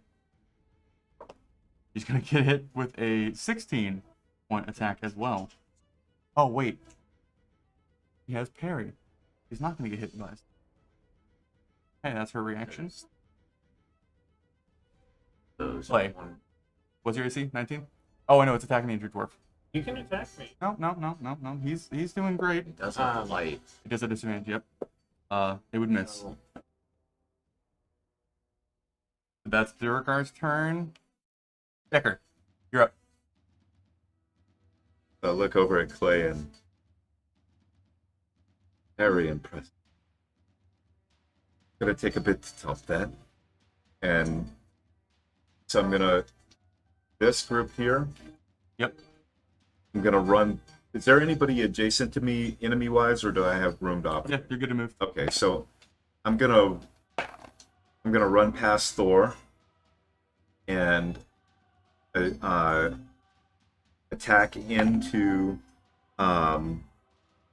this the first one that I can come to. Standard attack. Actually, all of them are surrounding me.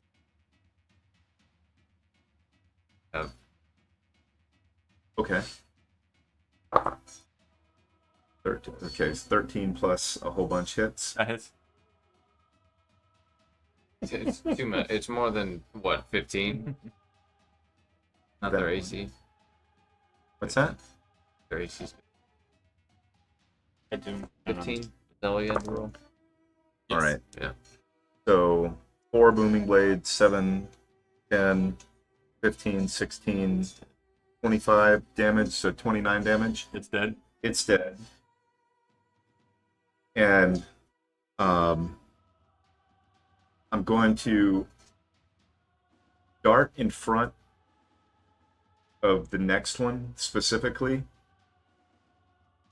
make eye contact with it, and then step away. Not using my ability to miss the opportunity attack. Does it take it? Sure. Right. And so I have an 18. Does it hit? No. All right. And then I'm going to spend a superiority die to riposte. Yep. That attack. And I'll make another. So that's going to give me a 1 plus my regular attack. Doesn't kill.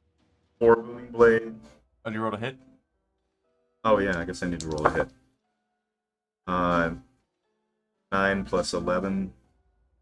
Yeah. And so that's 10 damage. 19, 24, 25, 29. That would do. So that hits. So that one's gone.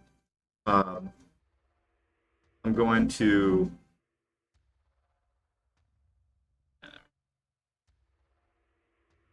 So in my next, so with this would be in theater of the mind. Is there anybody else I can adjacent to at this Sure. point? Go for it. I'm gonna do a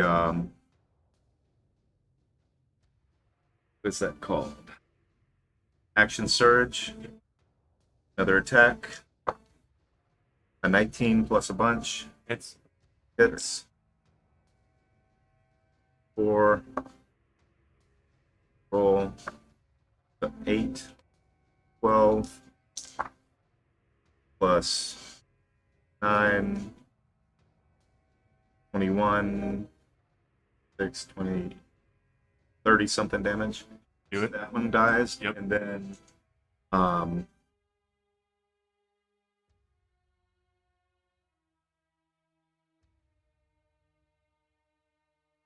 I take that yeah, the instead of attacking that last one, Can I take that attack back? Can you put No. No. Okay.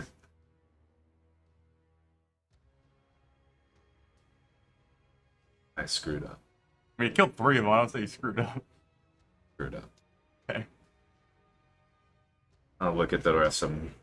Tell them you're next. Is that all you got, sir? That's all I've got. So Thor, as you slam one and slam the other, and they begin trying to descend upon you, you see that shadowy dart of Decker, and one just kind of dies before you realize Decker has even struck it, and then he kind of like taps the shoulder on the other one. As it's like wildly swinging back, he does a little like quick flick of his rapier going around the attack and killing that one as well. And as the 2 are still falling, he faces up with a third and just goes, and it just dies.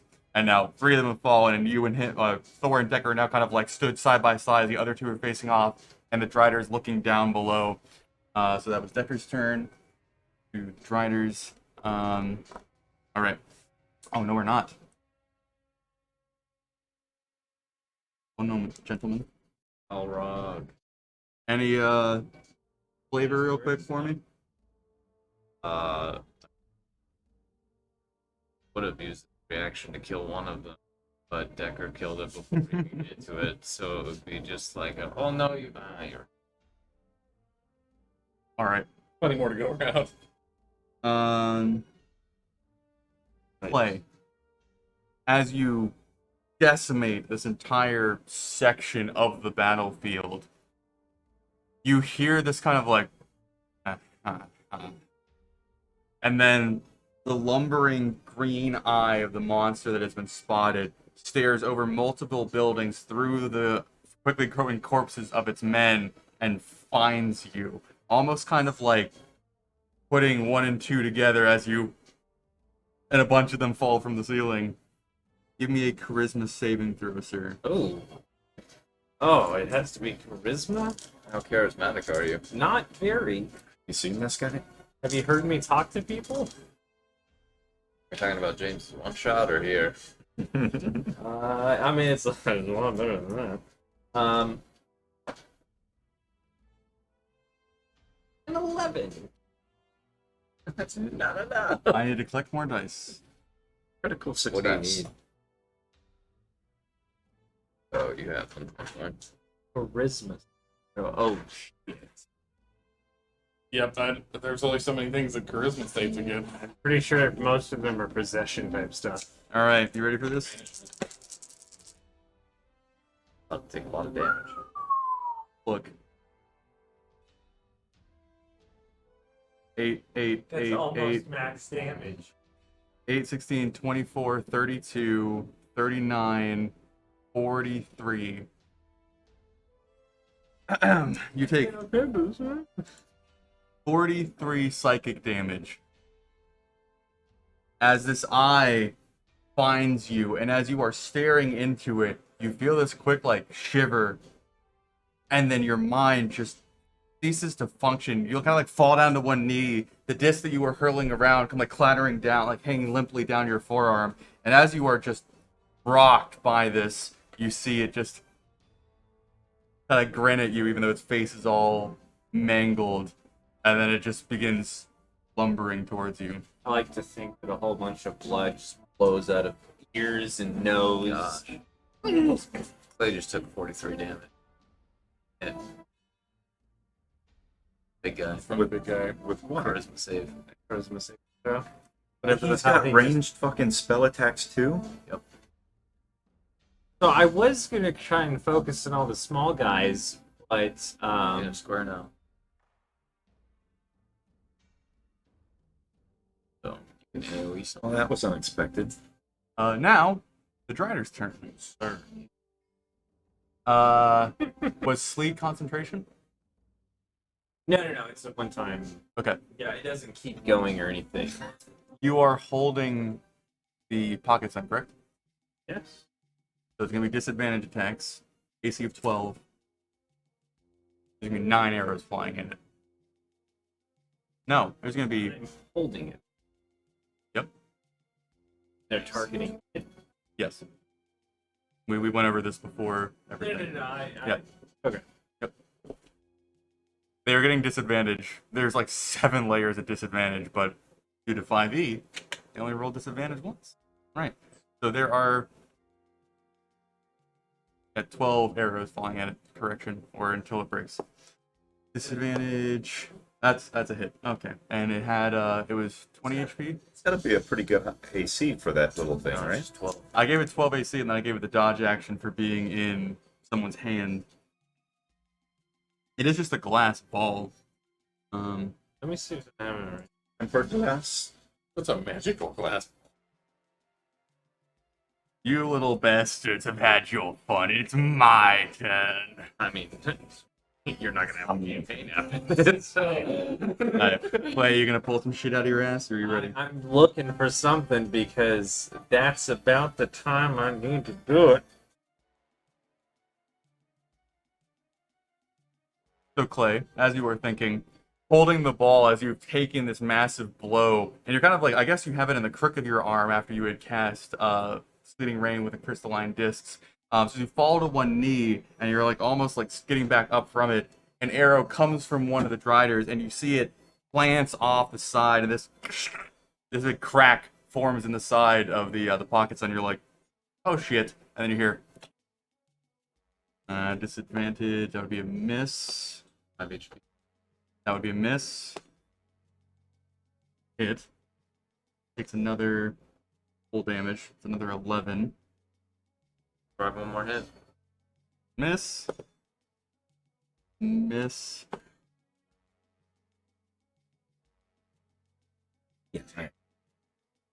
What?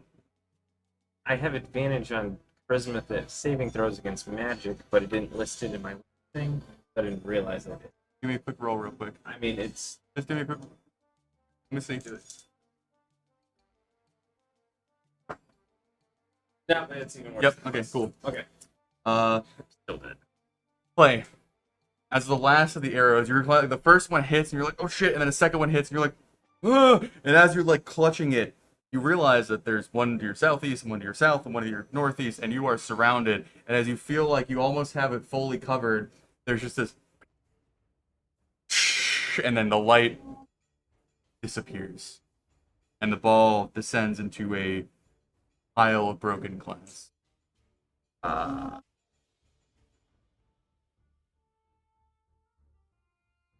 to heal that?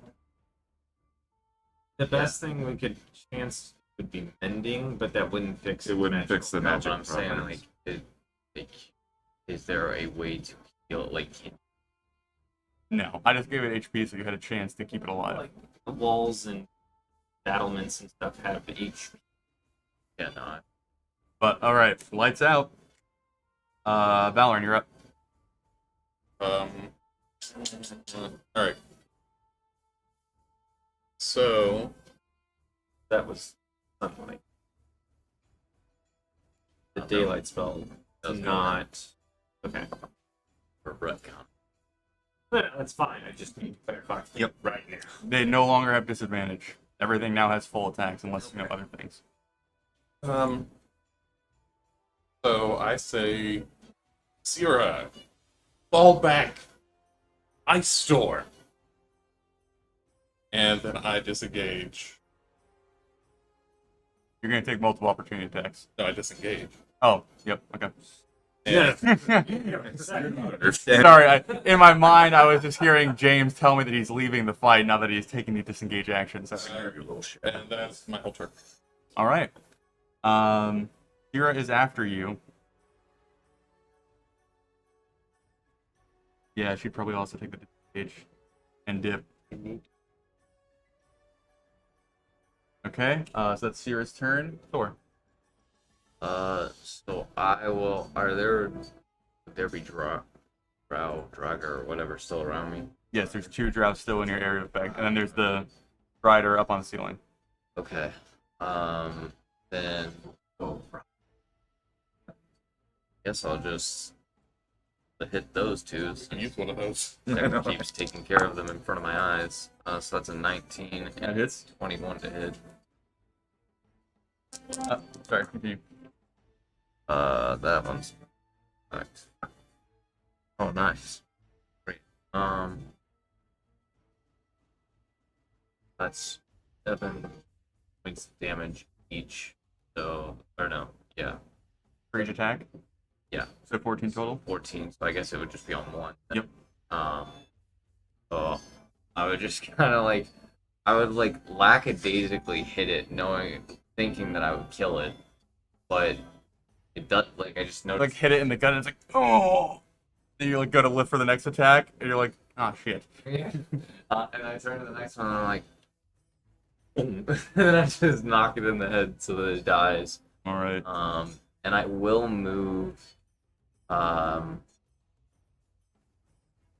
to not be a drow beside me. Is there a drow beside you? Yeah, you and Thor were engaged with the drow in the zones. They're all kind of next to you. Yeah, I was. Yeah. Guess I'll just right there, buddy boy, and my rage. All right. Is this thing gargantuan What, the Yeah.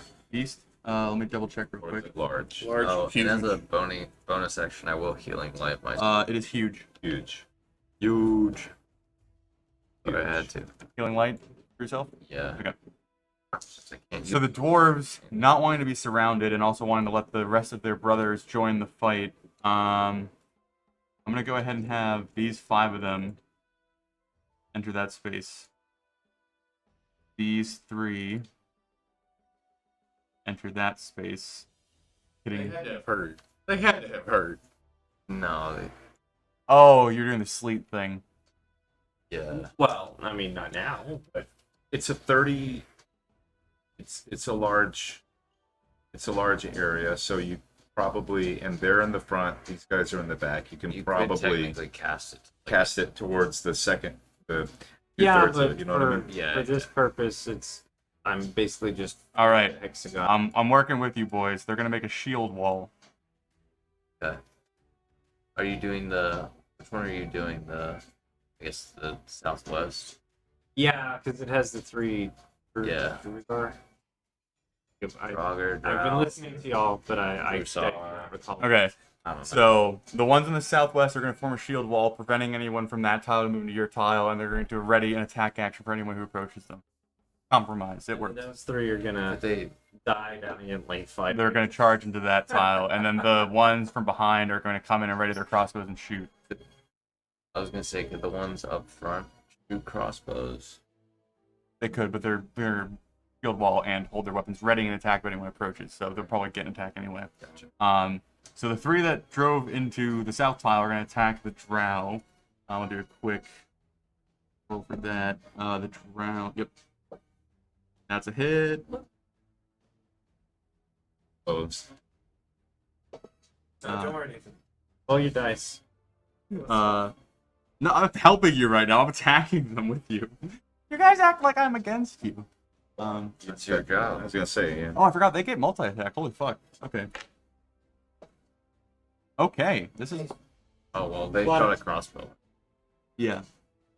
They get a multi-attack with their melee weapon. Yeah. Wow.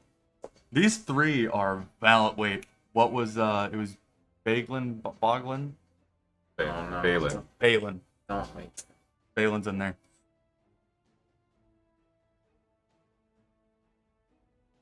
They go charging in and valiantly facing this giant, basically standing in the dwarven highway road that runs to the city. The drow kind of frontlining him. They just bam, bam, knock them out, and they begin chomping through the the 6 that entered this area. I'm going to attack that Duragar that was going after Clay in the previous round. Yeah. One moment, what its AC is. And they all get multi-attack. Okay. I'm just going to say 4 of them hit. That seems reasonable. And see if they can break his HP.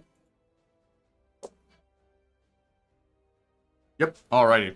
So that whole concoction of dwarves come charging in, and as the Duragar's like trying to keep track of them all, it's just like hit him in the knee, hit him in the knee, hit him in the knee, hit him in the knee, hit him in the knee, and then he falls, and then one of them hits him right in the forehead, and he goes down.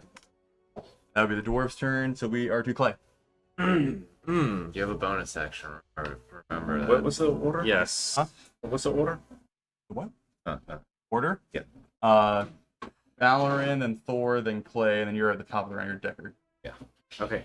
Ideally, I should not let myself go down. I Yes. believe. That is how Yeah. combat works. Well, Can you bonus action potion? well, I'm gonna heal the shit out of myself. Yeah. Right Cam now. check. Cam check. Yeah, for now I'll move back. And no, I just Oh, you're shine healing. brightly like a beacon and fight me. As he runs. Don't look at me! Don't look at me! Okay. And then slap myself with and I am You're bloody. no longer bleeding vigorously out of my ears and nose. That's rather important. I'm not great, but I'm not actively Haven't bleeding. been the worst. So your turn, sir. Movement bonus regular. Yes. Alright, so we are to the Drow, which there are not many left. Or Until the reinforcements arrive. I was gonna say, good question. Or like, are there more on the horizon? Give me a quick perception check. Yeah, I'm the person to do that. Don't worry, guys. I've never failed a perception roll. Like, hey, What? 14. Since you're kind of removed from the mass of the battle that's going on just northwest of you, and you can see the larger, I guess, like commanders, what you can assume, you try to listen out for things that you can't visually see happening, and this appears to be the sum of it. You don't see other groups, you don't hear other things, you don't hear anything coming from the east or the north where you came from. It seems like this is the battle, though it is chaotic, to say the very least. Or like back where I guess Clay is retreating. I don't see. You do not. So the drow approaching, the dwarves are all going to get attacked, and they are going to get slaughtered. I mean, you have to retreat back into. And then the two drow are going to attack the dwarves. They no longer have disadvantage, so he is going to get injured. That's the wrong thing. Never. Oh, And the three drow to the northwest are going to shoot at, we'll say, one of the dwarves in the southeast. Oh, nice. That would do.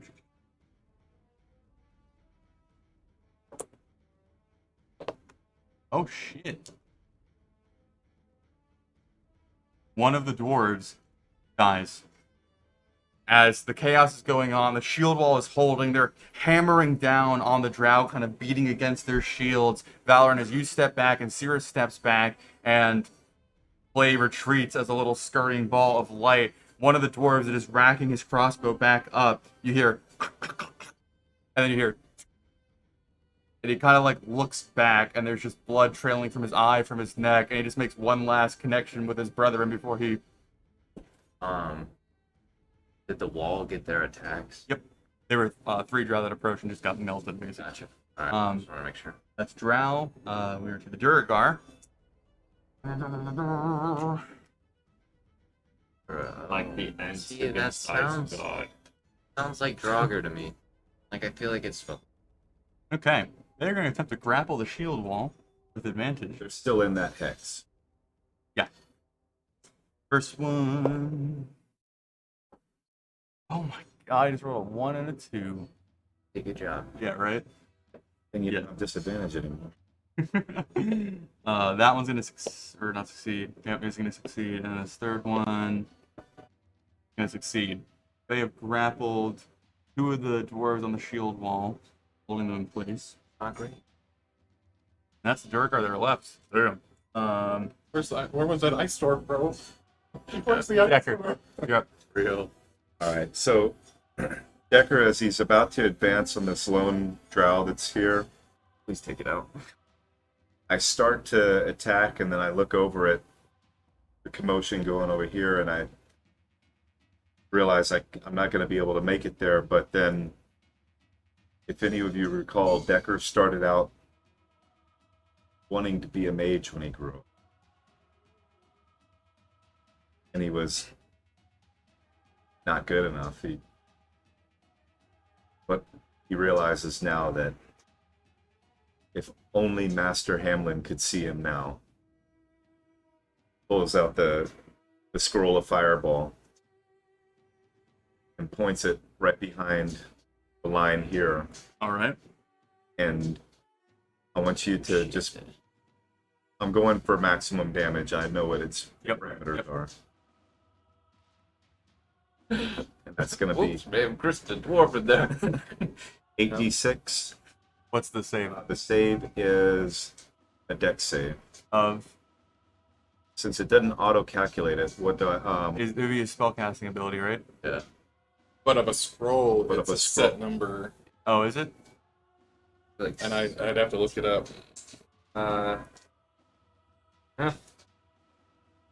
We'll let everyone do that.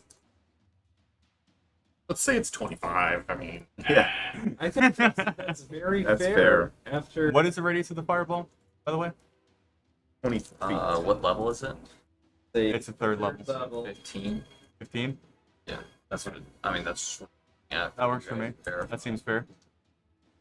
Okay, what is it? 15? Dex save of 15. Can I use these to increase the dex save? I like the thought. That'll be good.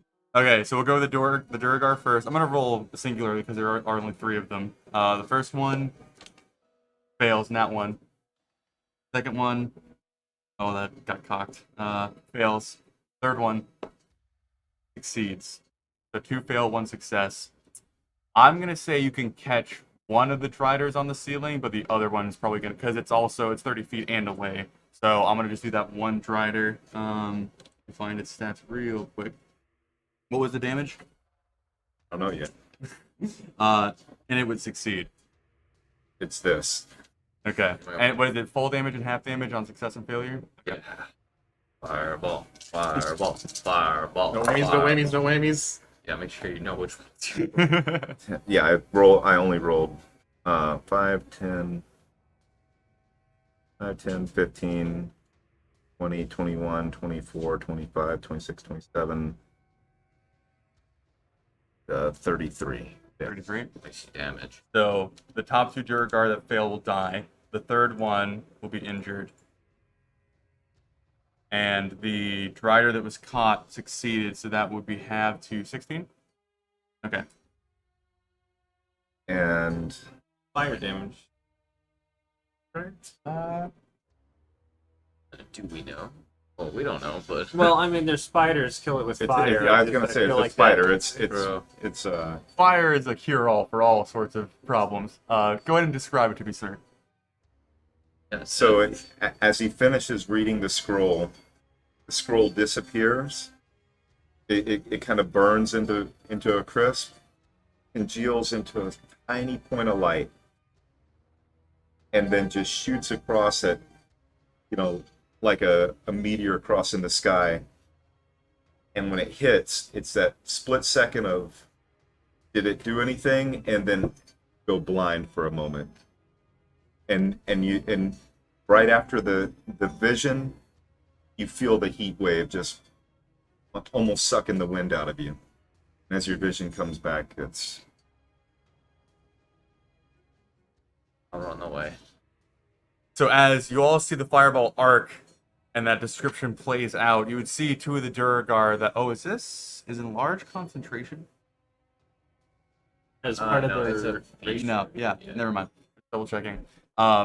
As the fireball goes off, you see 2 of the Duragar just instantly, they kind of like have just the briefest moment to go, and then fire just shoots out of their mouths, and they are just obliterated. The third one is far enough away they can kind of like use its shield and kind of duck out of the way, but it is a large scorching burn. Oh, did I not set the tint? I did. I bet. There we go.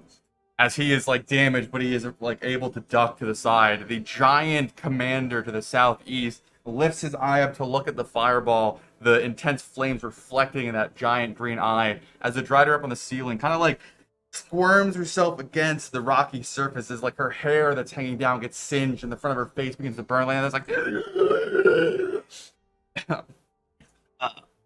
Inward singing. Is there anything else, Decker? Yes. So the pat on the back. That's your action. That was my action. Yep. And then movement, I'll move from this hex to this one.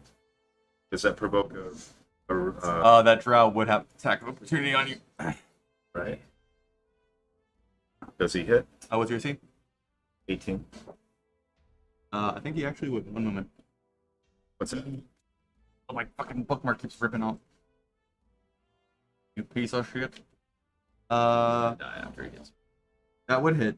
You take 7 points of damage on your retreat.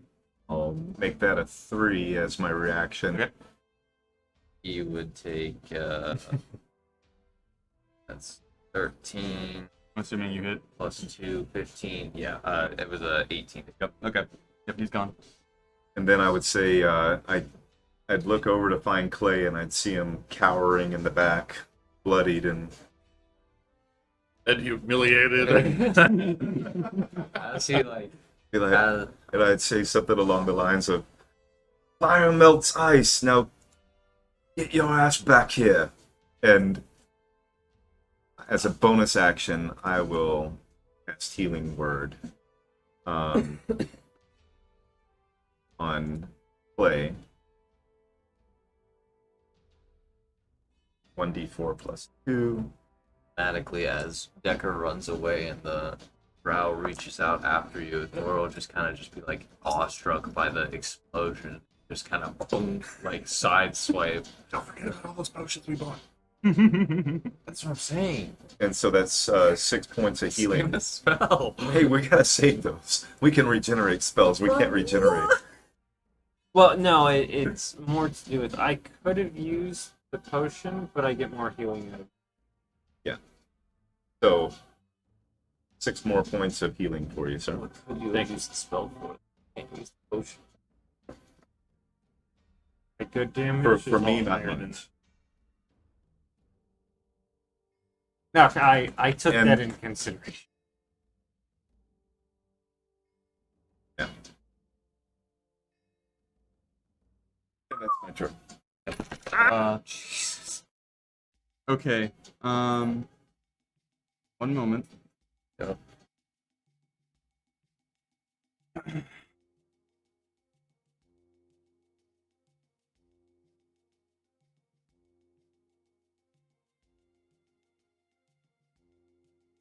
What are you about to take away from us? One moment. I'm double checking one thing. So many things are about to pop up on the map. Everything organic in a 60-foot radius. Oh. Bursts like a ripe grape. Oh. New prop pod. So that's. Is that right? No. It probably is. You know, which means it's gonna be whenever you're back. thinking half it and half it again. Take a third of that. Oh, I don't know if this matters, but everything flammable in that area is also on fire at this point. All right. Everybody but Thor and Clay. But Syrah, the dwarves, Valoran, Decker. The world disappears. Flame glaive goes out. Light on your rapier goes out. Everything around you, pitch black. Thor and Clay, as you were staring out of the tunnel onto the battlefield, the area where you saw all the dwarves and Syrah and your companions and there is a black column in front of you. And as you look back, there is just mystical darkness covering that entire area. And as you look up and you see all the Driders and that whole area is now completely dark. It's okay. It's Okay. fucking drow blind globe So- of darkness. But you all are blinded and no magical light works. So can we see which ones are doing All of them. well, all of them. Oh, all 4 of them. All 4 of them. Didn't I kill one of them? You hit one. I've got The one with the red dot is injured. That didn't. It saved, so it took half Yeah, damage. one Okay. saved into a All right. But the other one, it didn't hit. I hit those. We should have killed the dragons.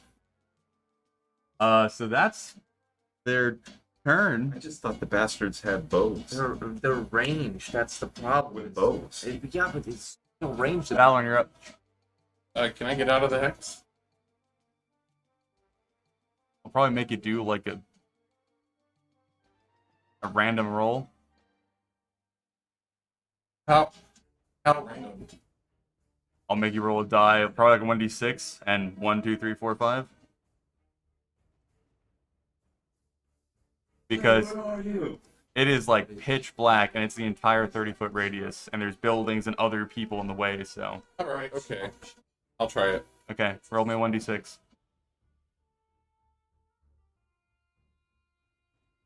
3.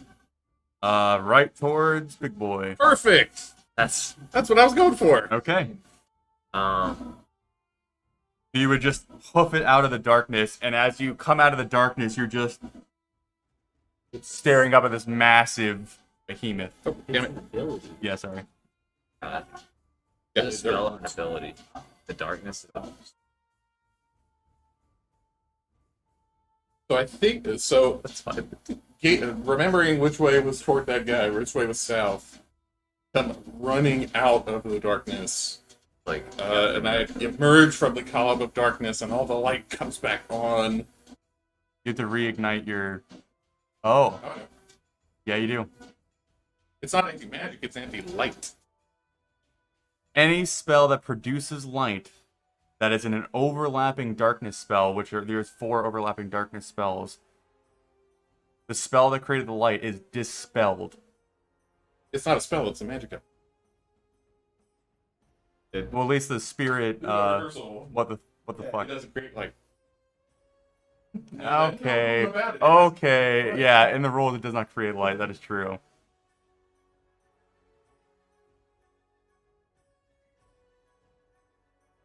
I feel like I would give you guys the benefit of the doubt that a magic item is a spell.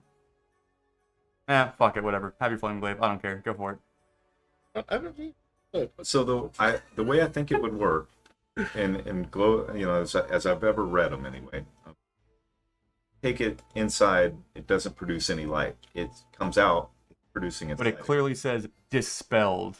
Okay, So that's why I. Can you dispel a magic item? you can't. That's different. Yeah, no, go for it. You got it. I'm cool with it. All right. So I come running out of the darkness, straight at the big boy, and it's time for this. Does he happen to be undead? No.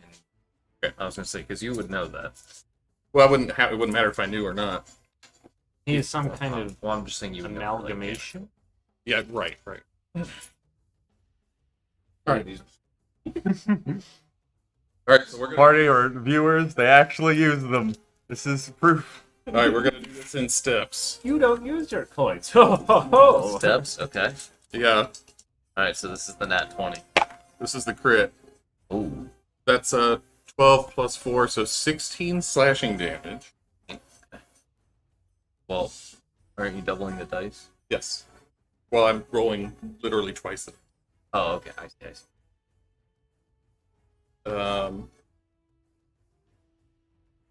4d6 fire damage. Oh, am I supposed to be keeping track of this? Well, I'm keeping track. We're at 16. I'm waiting for a grand total. I don't have a pen or Is it anything. resistant? Here, Is it hold on. resistant Let's to start over. anything? I got a It was calculator. 16, It was 16 slashing. Yeah. Hold on. I already got you. Oh, you got it? All right. Go.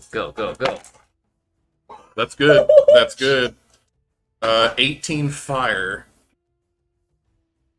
And now we're at a level 3 smite. 18 plus 18, so we're at 34.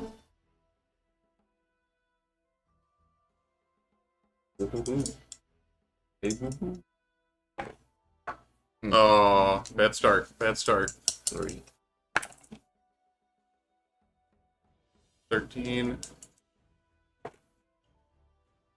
That's average. That's all right. 20. 27 smite damage. And Is that technically radiant? That's radiant and spirit shroud. Aw. 3 more radiant for spirit shroud. That's the first attack. So, you need damage types? Nope. Okay, 64 damage Total? total from On the first attack. But that's the only natural 20 That he's rolled. that you put the coins on. Right. No, that's been Yes. the points on. Alright. The 64? 64. Okay. Could have been better. This, Hey, 64 is a good chunk of damage on your first hit. Yeah. You got a couple of unlucky rolls on high die, but yeah. such is the way. But then you got the 665 one. Sorry to waste That was probably at least 2 turns worth of regular damage. Yeah. Attack number Unless you're- 2. Please get a 20. That would be so Yeah. just delightful. So that is a 15. The big guy. This thing is made of flesh. That's good. 18, 19, 20, 21, 22. We're gonna do a level 2 smite.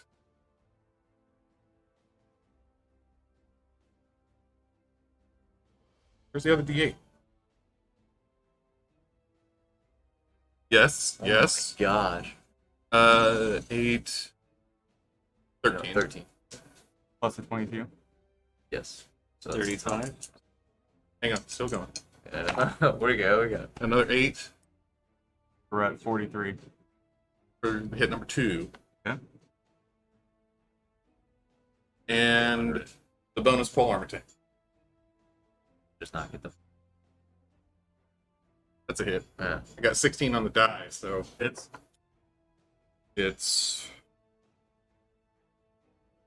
7 and 7 and 3. 17. so the grand total of those attacks 24. 124 damage. Is not bloodied. That's fine. Alright. Wait. Types didn't. Huh? Damage types did not matter. But I mean, like, Out of flashing, fire, and radiant. Right. The types you did. Valor, do you want to describe that attack? No, you do. Alright. no. I've rolled. As Valorant comes stepping out of the black, and for a moment God descends and goes, "Is your flame blade turned off?" No. Shh. And he continues walking forward, flame glaive ignited. This giant man, again, his head barely grazing the ceiling, staring down as he holds his eye to watch Valorant approach. He dives past the drow and the dwarves that are currently engaged in combat, and you land this perfect arcing blow, and it just reached enough height to kind of catch the inside of its thigh, and you cleave this large chunk, starting like kind of near the groin area, and then taking a nice wide sweeping cut, and you just take a chunk of his flesh from the inside of his thigh, both the fire and the radiant, cauterizing the wounds, as you retrieve your glaive, sending out another slash, more of a jab this time, as you land a actual injury into his gut, and then when it still doesn't seem to get the reaction that you desire, you just whack him in the knee with the end of your glaive. This loud crack, and you feel the wood like vibrating in your hand. It kind of like hurts a little bit, and then you see its eye just go, and then the smile becomes toothy, its mouth actually opening as you see this horrible collection of yellow and rotting teeth just try to form a grin as this horrible wave of reeking breath washes down upon you. Have your turn? Yep, that's it. All right, we're to Sierra. Seeing one of her men go down. He's also in the blind spot. He's probably again gonna try and just run out of the blindness, getting a 2, so she is going this way. I guess kind of bumbling through the shield wall. I guess you would attack that Durgar there. Yeah. Makes the most sense. I think he's also still grappling one of the doors. What is her AC? You gotta do some. Oh wow, she hits. All right. And then she does. Then it's injured. Keep that in mind. Oh.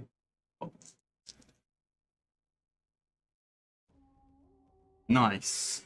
Finally, Hero, my girl, you did something. As she goes charging out of the blindness, you see her like reach out with the great axe, kind of missing the Duragar as she readjusts her grip and lands a blow right on its spine as it just goes, oh, and it's kind of like begins to crumble, dropping the dwarf in its grasp before it slams into the ground and begins shrinking back. Why are you staring at me so intently? Because you're describing a fun scene, Nick. Okay, as I was waiting for you to be like, well, my reaction actually. Okay, that's it.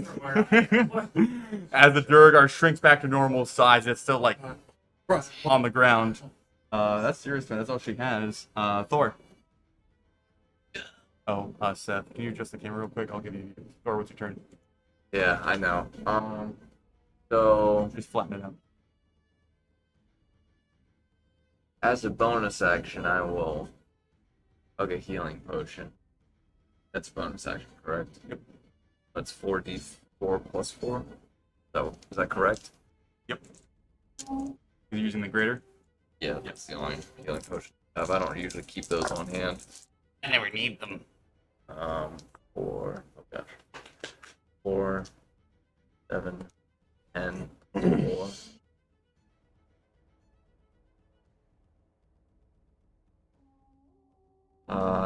And then I will just start put my hammer away. And I will just kind of start cracking my knuckles together. And just like kind of slapping my hands, getting them ready for what's about to come. And I will just kind of walk past Valorant as he's doing his stuff, and then again, but this time my eyes will stay red. I unleash my primal rage and scaring me. No, keep going. And I will just wink at Valorant as I go into my primal rage and more attacks, which I'll make it reckless. Why not? So that will be 4 attacks. So it's hit plus 9, but 20 to hit, which I'm assuming hits. Yep. I think I hit him with a 15. Okay, well that's a 13 to hit. That's a miss. That's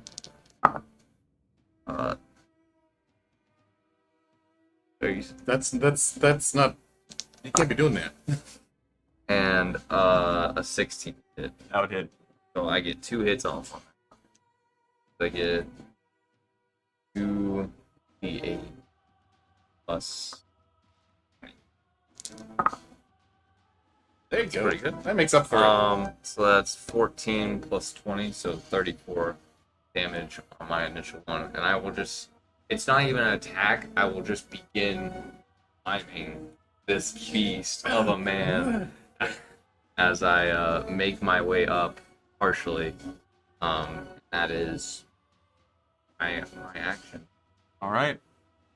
So Thor, as you go, slow walking, a little bit of like rock music playing, and you start amping yourself up, and you reach into that primal rage. Wait, primal rage and drink a potion? So those are 2 bones. Well, I guess I take away the potion. I will primal rage. As you reach into your primal rage and you step into the arena with this giant beast, you see Ballroom, who's just kind of like fighting a drow in the area beneath this Goliath, or this Goliath. Kind of like watch as you step by, and he goes, okay. Keeps fighting away as you begin climbing up the leg as the right leg is already has a chunk of the inside cut out of it. You are now attacking the outside of it, clawing your way up as you deal your damage. Falcon and his drow just kind of. Yeah, there's just a moment where they're like, huh, huh, and they both go.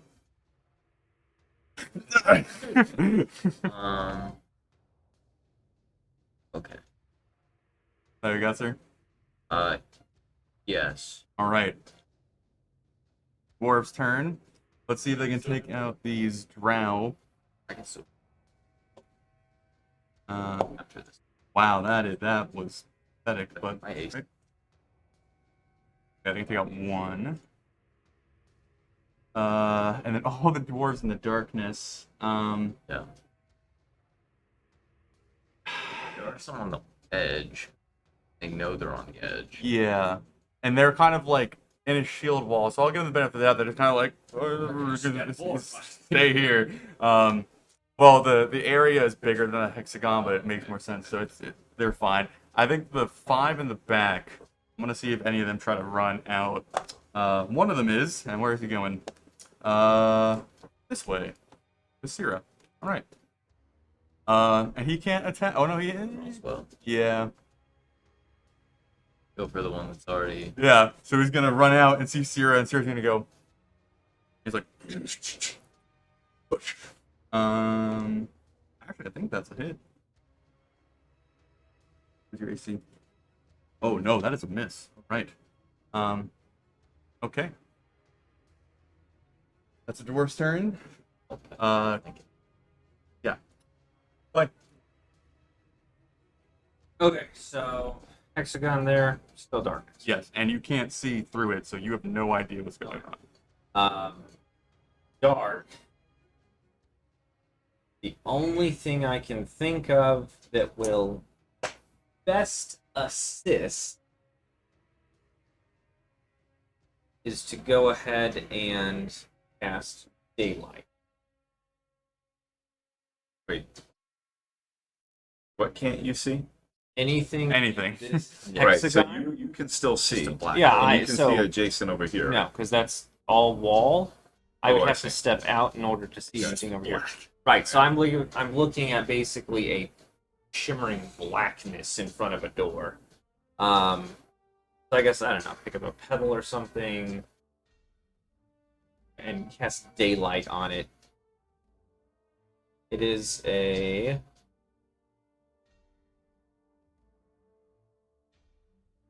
Isn't it going to get Magic. dispelled? It's if a it goes- third level, and it does mention if any of this spell's area overlaps with an area of darkness created by a spell of third level or lower, the spell that created the darkness spell. Well,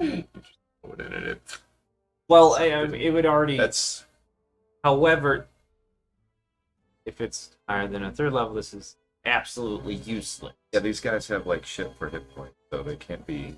I don't know that. These are the Well- Driders. Oh, I got you. Right. So if they, they would not know shit about any of this. It's worth a try. But Yeah. this is my best. Read me shot. that sentence again. If any of this spell, being the daylight spell's area overlaps with an area of darkness created by a spell of the third level Yep, or lower. You're good. It would be dispelled. If it was an ability, a racial ability, that would not. You're good. Okay. But possible. I mean, Just shut up, Bean. So technically, would the dwarves like hold an action? No, they just like. I can see. yeah, and so with that, I'll go ahead and Yeah. move up to the next area. And so now everyone is in bright light again. But it's not sunlight. Right, Yep. but it's bright Yep. light, so you know y'all are all good to then go. I don't know. Then you're next.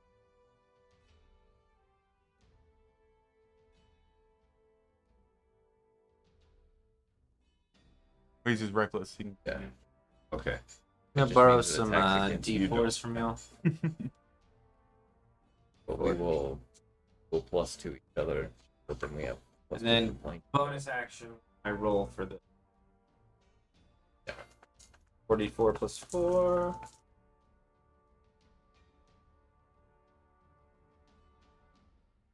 13. Do a quick chug of a potion. Is that all you got, sir? Hit points, movement, bonus, regular action. Yes, sir. So, Decker, as you are still stood in darkness and you're trying to decipher the best plan to move forward, Just gonna follow my owl out.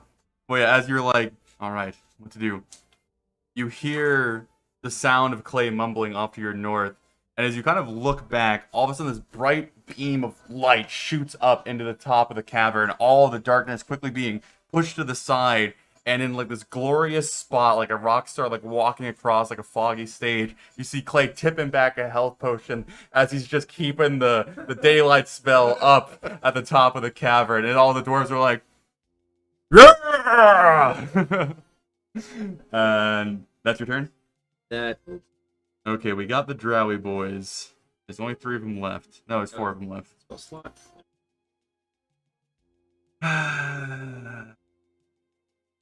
Full disclosure, I've got some high level stuff left.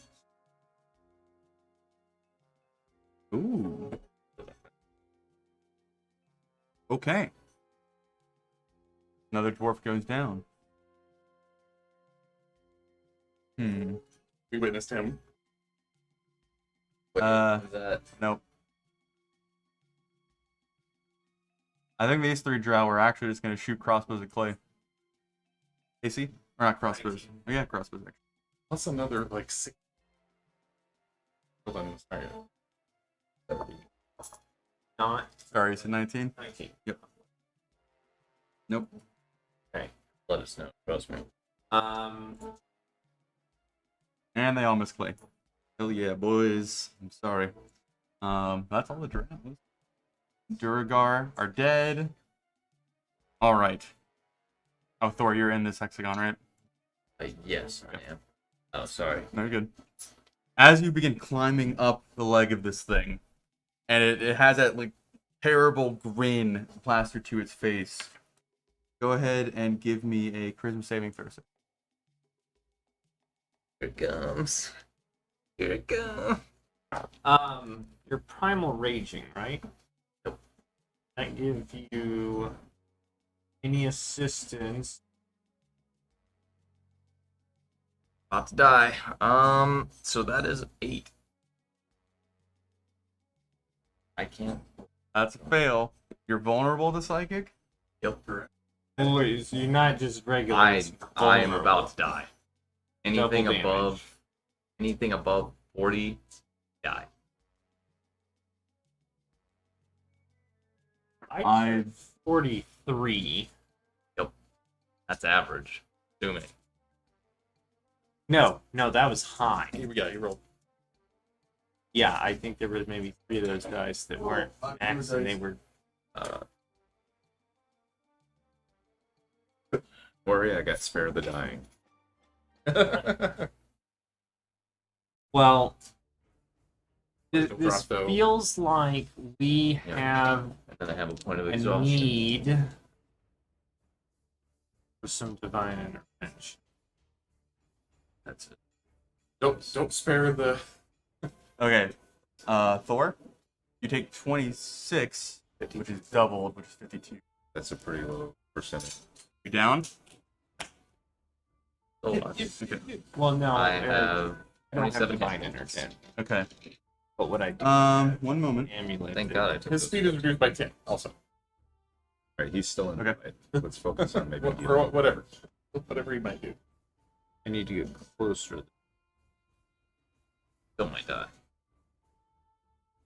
Thor, as you are still climbing up this being, using that primal rage to just throw yourself further and further, and it lumbers its great eye upon you. As you stare up into the eye, even through the primal rage, there is just this harsh pang, this heavy sense of dread and just like overwhelm shooting through you. Valorant, you would notice this before Thor does. As Thor is still locking eyes with this beast, see Thor's face begin to mold and shift and change. You see his eyes begin to droop down his face. You see a boil begin growing at the base of his jaw. You are now deformed. You have disadvantage on ability checks, saving throws, and attacks based on strength and dex. Your speed is halved, Kill my character.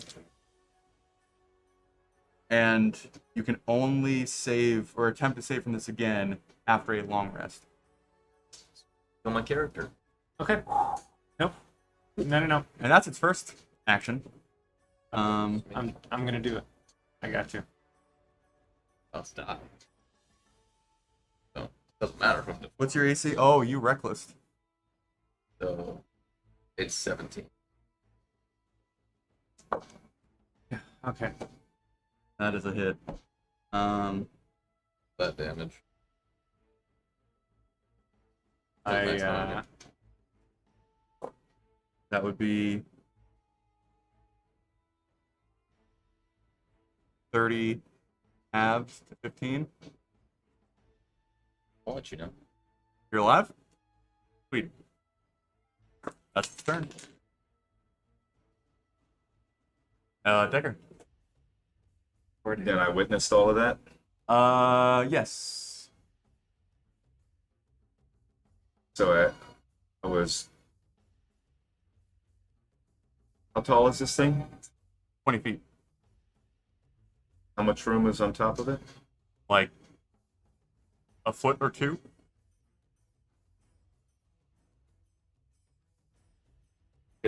Lay on your belly and get squished. See if it works. So,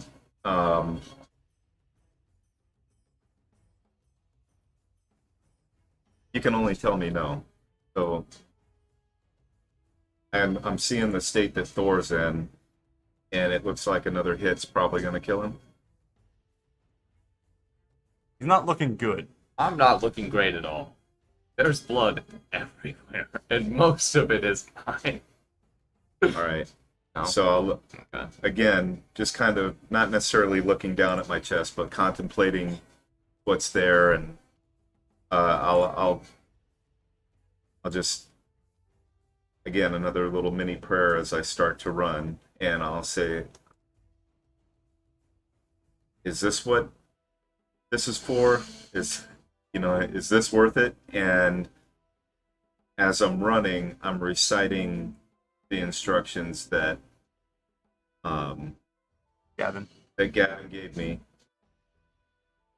just hoping I get it right, and I envision myself prone on top of this thing, and as I jump and say the last word, I start the downward stroke of the attack, envisioning it going through his eye. And does that work?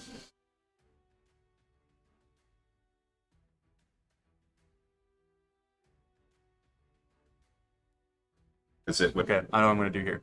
Okay. As you begin to race forward and you are desperately clinging for the information that you desire, making sure that you go through the process that has been described to you in the letter, you feel your form begin to lighten, begin to fade.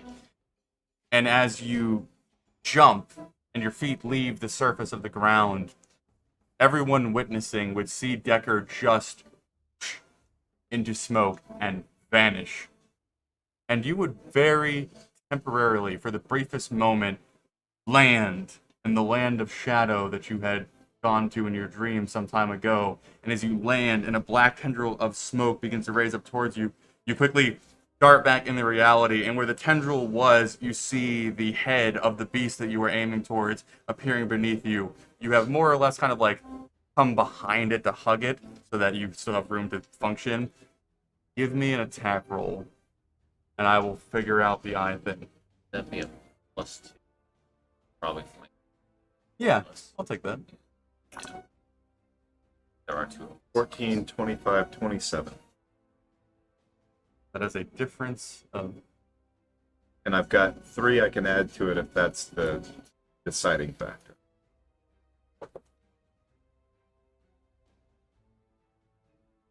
If you spend the coins, I'll give you something. Alright.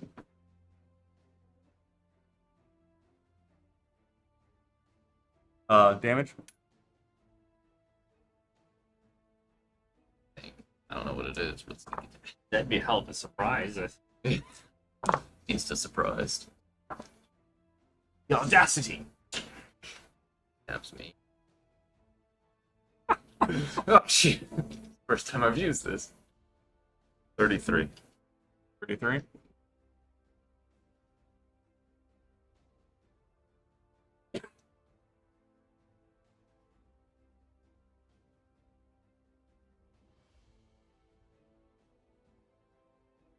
And if he moves, Yeah, booming blade.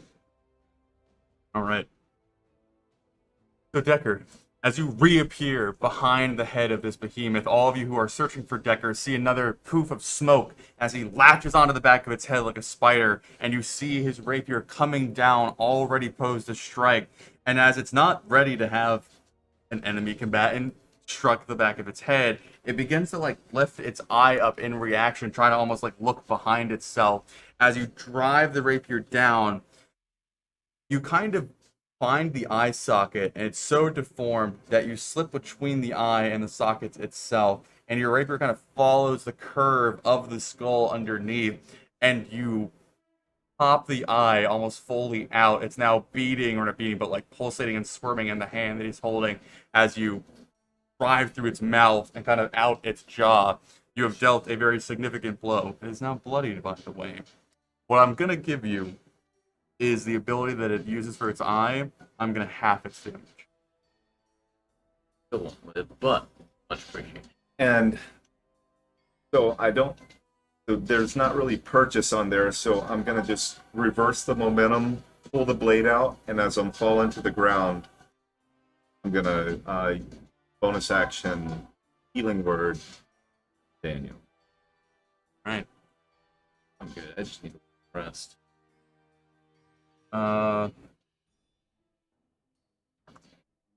Play. So 5 points. If I can survive it. It was very clear who dispelled the darkness, and there are 4 spiders that are not happy with you. I would hope not. Now if they never mind. You're good. Hope they wouldn't be happy. Okay. AC 19. That is correct. They're not rolling at disadvantage. Where are their... Okay. And there are 12 arrows coming your way. Oh, Jesus Christ. That's a hit. That's a hit. That's a hit. What's That's a the- miss. That's a hit. How many? That's a critical hit. Yeah, alright. That's a critical hit. Wow. How So many for your third character of the campaign, That was a 19. How many are there? You said 12 arrows? Yes, they can attack 3 times with their bows on a turn. You know. Okay. You're going for the spiders. It's not a fuck you, it's an each letter per arrow. You So that was 8 regular attacks and 1 critical attack. Two critical. got 2 critical attacks. So that's 7 regular, 2 critical. I'll do the critical first. Godspeed For both in the 1 moment. Okay. You're gonna have So these are going to be the criticals first. the new time. And the dwarves. Dwarves are back. 8, okay. Do I have any Oh, reactions? it's not going well. Okay, so the 2 critical hits are going to add up to 37 damage. Just the 2 critical hits. Yep, and then we have 7 7 more after that. Well, let me Yep. get all of it. Okay, I'm going to give you attacks one at a time. Can you add them up for me? Or just take damage as it goes. Yeah, either or. I'm sorry. Let me check. Keep track of how many attacks I'm doing. So, the 37 for the criticals. Yep. Okay. First attack. That is 6. No, this is damage. Oh, okay. Mhm. That is 11. Second attack. You're on third. That is 13. Down. We have We have 1, 2, 3 more. that is 7. That is 12. One more. I think. We have 2 more. I think it's just one. Number 4 after. Yeah, one more. We'll do one more. Yeah. I'm dead. What? How did you fail You that? dead? Well, He was down. I did. You downed me. Are you dead? So you downed me, Yes. and then I took 4 more attacks. Are you dead? Each hit causes him to fail a death saving throw, so he's failed 4 death saving throws. You've killed him. All right. Now, I have one question. Mhm. I am wearing Yep. the amulet of, I believe, Carlel, but I'm fairly certain I got that in. Oh, I got it. Carlel, Oh yep. my god. Do any of them, by any chance, happen to hit me in the ambulance? How many gold coins are on the table right now? I I got have one. We two. have 3. You have 2. He I've does. I have got 2? 2 I don't myself. think I'm supposed to have 2. You do. Oh. Push me. We have 3. So 5 total. It looks like, yeah. 5? Okay. So I'm going to take 5 off of a 20 DC. Okay, 15 DC. What's your wisdom modifier? 4. Okay, so plus 4. You're going to watch me roll this. So I have to beat, with a plus 4, I got to beat a 15 DC.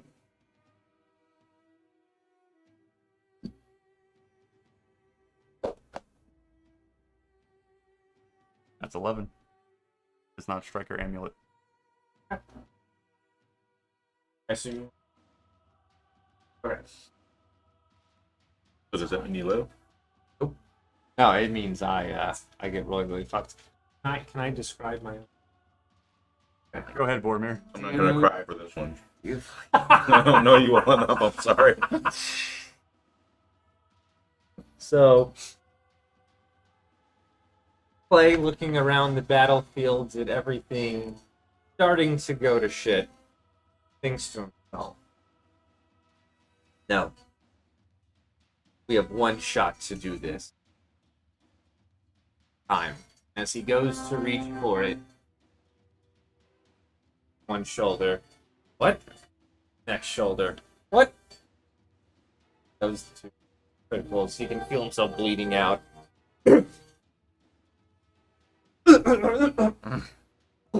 Oh. And then after he's already fallen, a few more hit him. And Leonidas. Hey, it was a good 2 years, guys.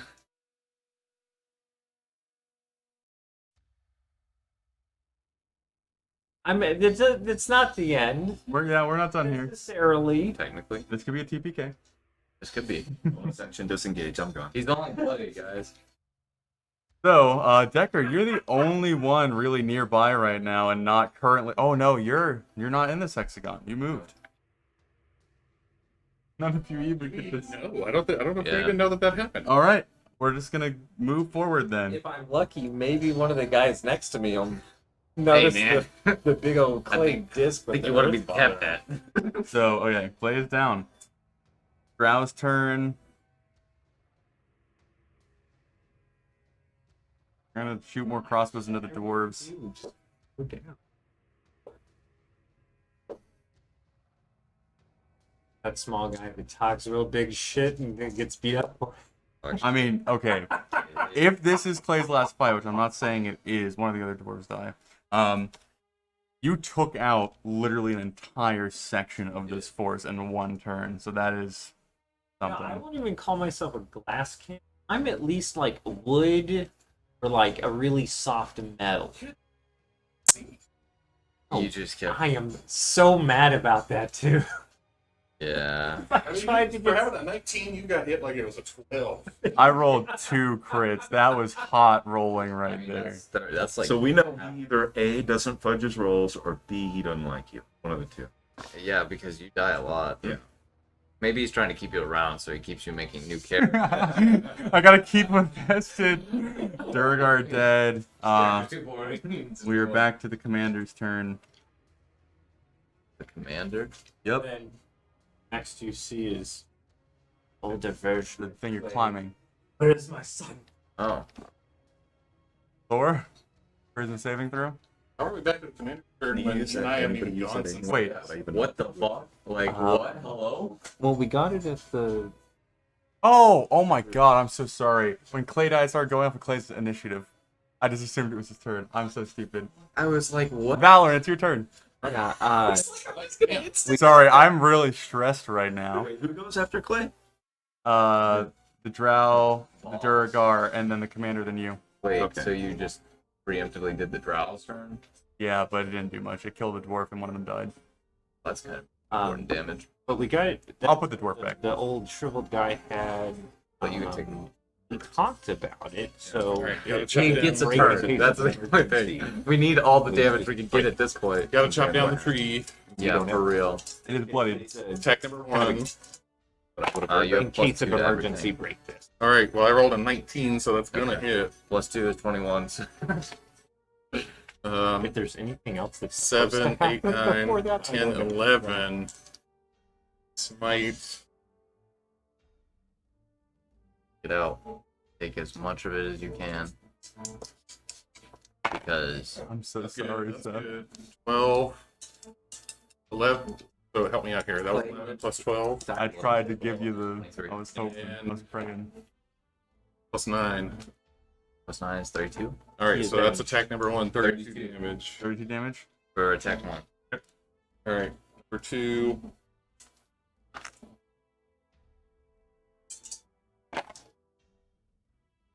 But you have a +2 to hit. So 5 plus 8. That hits. No, wait, that's 13? That's 13. Damage? No, to hit. That's a miss. Right. And the polearm helper.